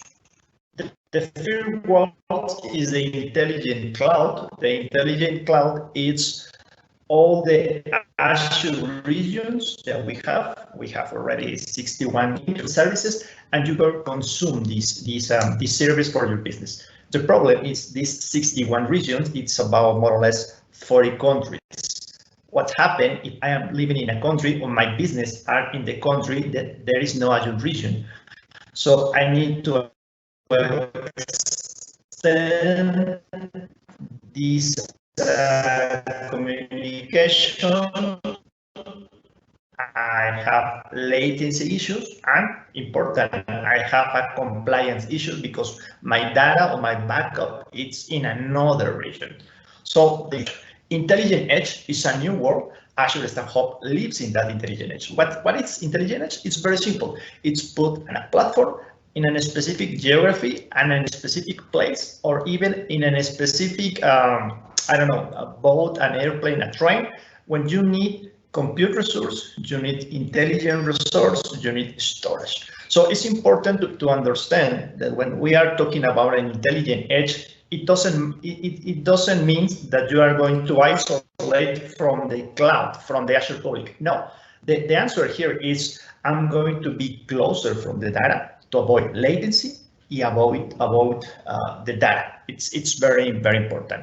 Keeping in mind how we are going to transform your business with this approach, where we are going to be closer to you to answer your challenge in your business. This product, Azure Stack Hub, has about 3 years in the market. In these 3 years, we are recognized different verticals, different case of use. When the customer get an Azure Stack and solve a particular scenario, maybe today we are here about a lot of data and the compliance and the important to keep locally the information, but sometimes it's important the agility to increase the resource compute, the agility to connect different IP address stuff and appliances. So it's important to split this solution. With this slide, we can see we have different verticals. I know, for example, in Jamaica, in the island, and the island is important. The government, all the data, the compliance from the citizens is important. But what about the energy? Or what about the manufacturing? When you need to understand the data, you need to process this data, because with this answer from the process, you can turn on or turn off the appliance. You need to see how increase the temperature. Anyway, you have a lot of things that you need to keep in mind in your ongoing business. And if you depend of the infrastructure, it's very, very away from you. It's complicated.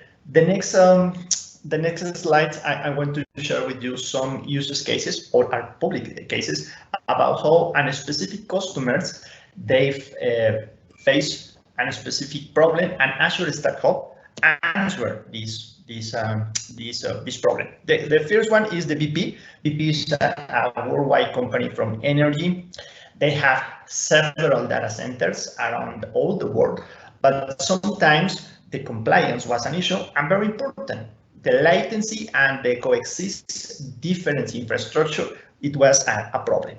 What they achieved with Azure Stack, they create an hybrid solution. This hybrid solution was to connect all the service, all the infrastructure that they already have implemented with an Azure Stack. For example, CBP has a data center in England, and you need to put something in Iceland. Well, you install an Azure Stack and you connect through that several interfaces, express route, VPN site-to-site connection, whatever, and you can rule with your Active Directory all the resources here. Or maybe more important, you can coexist the servers that you have in the Azure Stack with your data centers. This hybrid solution, it's to connect and coexist two different worlds or two different infrastructure, because it's not only to put one-to-one connection. You can put, for example, a star topology or a spoke and hub connectivity and try to connect with a different site. So it's important. Hybrid solution, it's a solution when the customer, it's not enough to have 61 regions. They need to be in a specific location. the same results, the same feature they are consuming in Azure Public. Other one, this is very funny, is Esri. Esri, it's a very popular platform for geolocalization and for other simulation in 3D and 2D dimensions. This platform, they need to create different services, different point of view. For example, this is a thermatical image. This one is a rendering specific from one city. They want to start to create more infrastructure, but the problem was, if I'm going to put, for example, a drone or several drones or several mobile appliances, and they're going to start to send all the information, all the flows to the one specific Azure region, or even worse, and a specific data center from the customer. Maybe the latency, here was the latency, the problem. What if I put some platform, in this case Azure Stack Hub, in the same location that I'm collecting the data? Through this service, Azure Event Hubs, I can collect all the information, I can optimize, I can compile, I can to create this image without to depend to be in the Azure Public or come back from a main headquarters. So it's important to show you this service. It's the same in the Azure Public. Victor mentioned it's important to understand Azure Public and Azure Stack Hub coexistence. We have the same interface, the same services, the same look and feel. Or when you're important thing as well, it's this service Event Hubs has the same performance. So you can ingest, for example, 2,000 until 20,000 appliance to ingest in one single Azure Stack Hub in order to collect all this information and then start to create this type of image. It's very cool things. We talk about the hybrid connection. We can coexist two different worlds and consume service each other. We're talking about Event Hubs to ingest a lot of information in order to create a dashboard or create some analysis. A lot of this presentation was the data compliance, the data sovereignty. The customer need to have his own data locally, wherever you mean, locally in an island, locally in a data center, locally wherever. This customer, Oman Data Park, they are in Asia. This is a very big pack, from a technology pack. They have about 300 different customers, and every single customer has his own infrastructure. The problem here is they need first isolate the infrastructure from the customer one, from the customer B. It doesn't matter if you are external, to isolate this infrastructure and obviously the data as well. But important, they need to publish, or the external or the final customer, they need to consume this data, this information, this database, these CDRs, these documents, but they are not living in Oman, or they are not living in the Oman Data Park. They need to expose to the internet or everywhere in the world. So with the data sovereignty and the data gravity solution, you can install, manage, and consume service locally in one facility, and at the same time you can expose these services to the rest of the world. For example, Blair talked about the compliance with the different security certification, for example, PCI, SOC, FedRAMP, and other ones.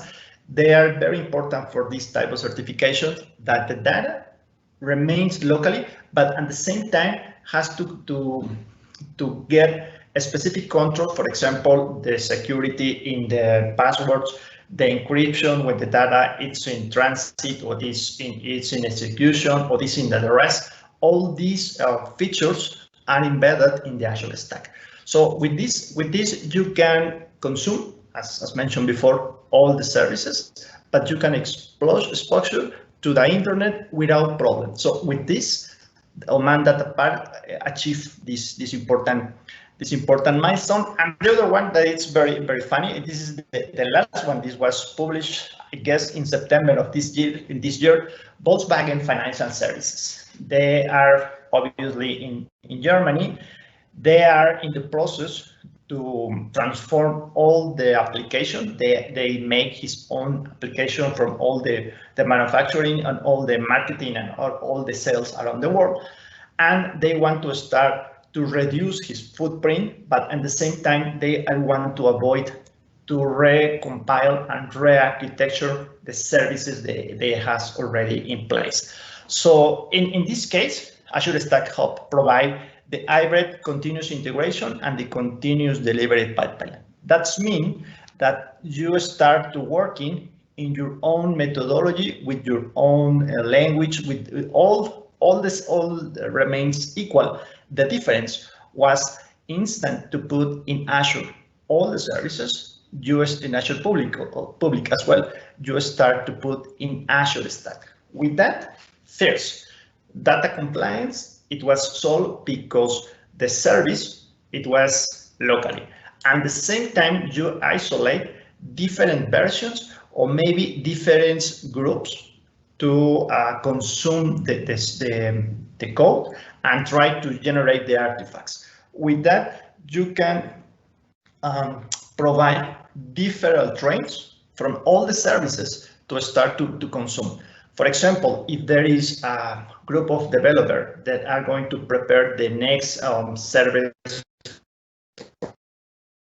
for payroll, it's different from the latest portal from the Merchandise. So these two different groups, they are part of this one single pipeline, but at the end, they can choose in what platform they are going to put the final service. So with that, it's very flexible because you can integrate in any time different projects, and the same you keep in mind all the standards, all the procedures that you was doing before to increase the different targets. With this example, you can see how different and how flexible can be Azure Stack. For example, you can coexist different infrastructure. You can reduce the data sovereignty and achieve the data science, put it locally, your data. You can put some specific feature, for example, in Esri Event Hub, to ingest the data and create very, very good stuff in the Esri platform. And with that, you can modernize all the applications that you have in the legacy way of doing platforms. You can put an Azure Stack and enable DevOps. With DevOps, you can put continuous integration and continuous delivery. With that, you start to offer a different way to generate software. With that, I think we are running out of time. Thanks for your attention. I wanted to make a note and just say thank you to everyone who presented today, all our partners who attended, and of course our audience who attended today as well. Please note that we will be sharing this presentation afterwards and making it public. So if you have colleagues or people that you feel want to view this at a later date that weren't able to make it today, we will make it available to the public in the coming days. Obviously, you see our my contact information there, our website. Please reach out to us or reach out to one of the partners to schedule a meeting if you want to find out further information. Once again, thank you very much. We are extremely excited about being in Jamaica, and we look forward to speaking to you all again soon. Okay. Thank you very much.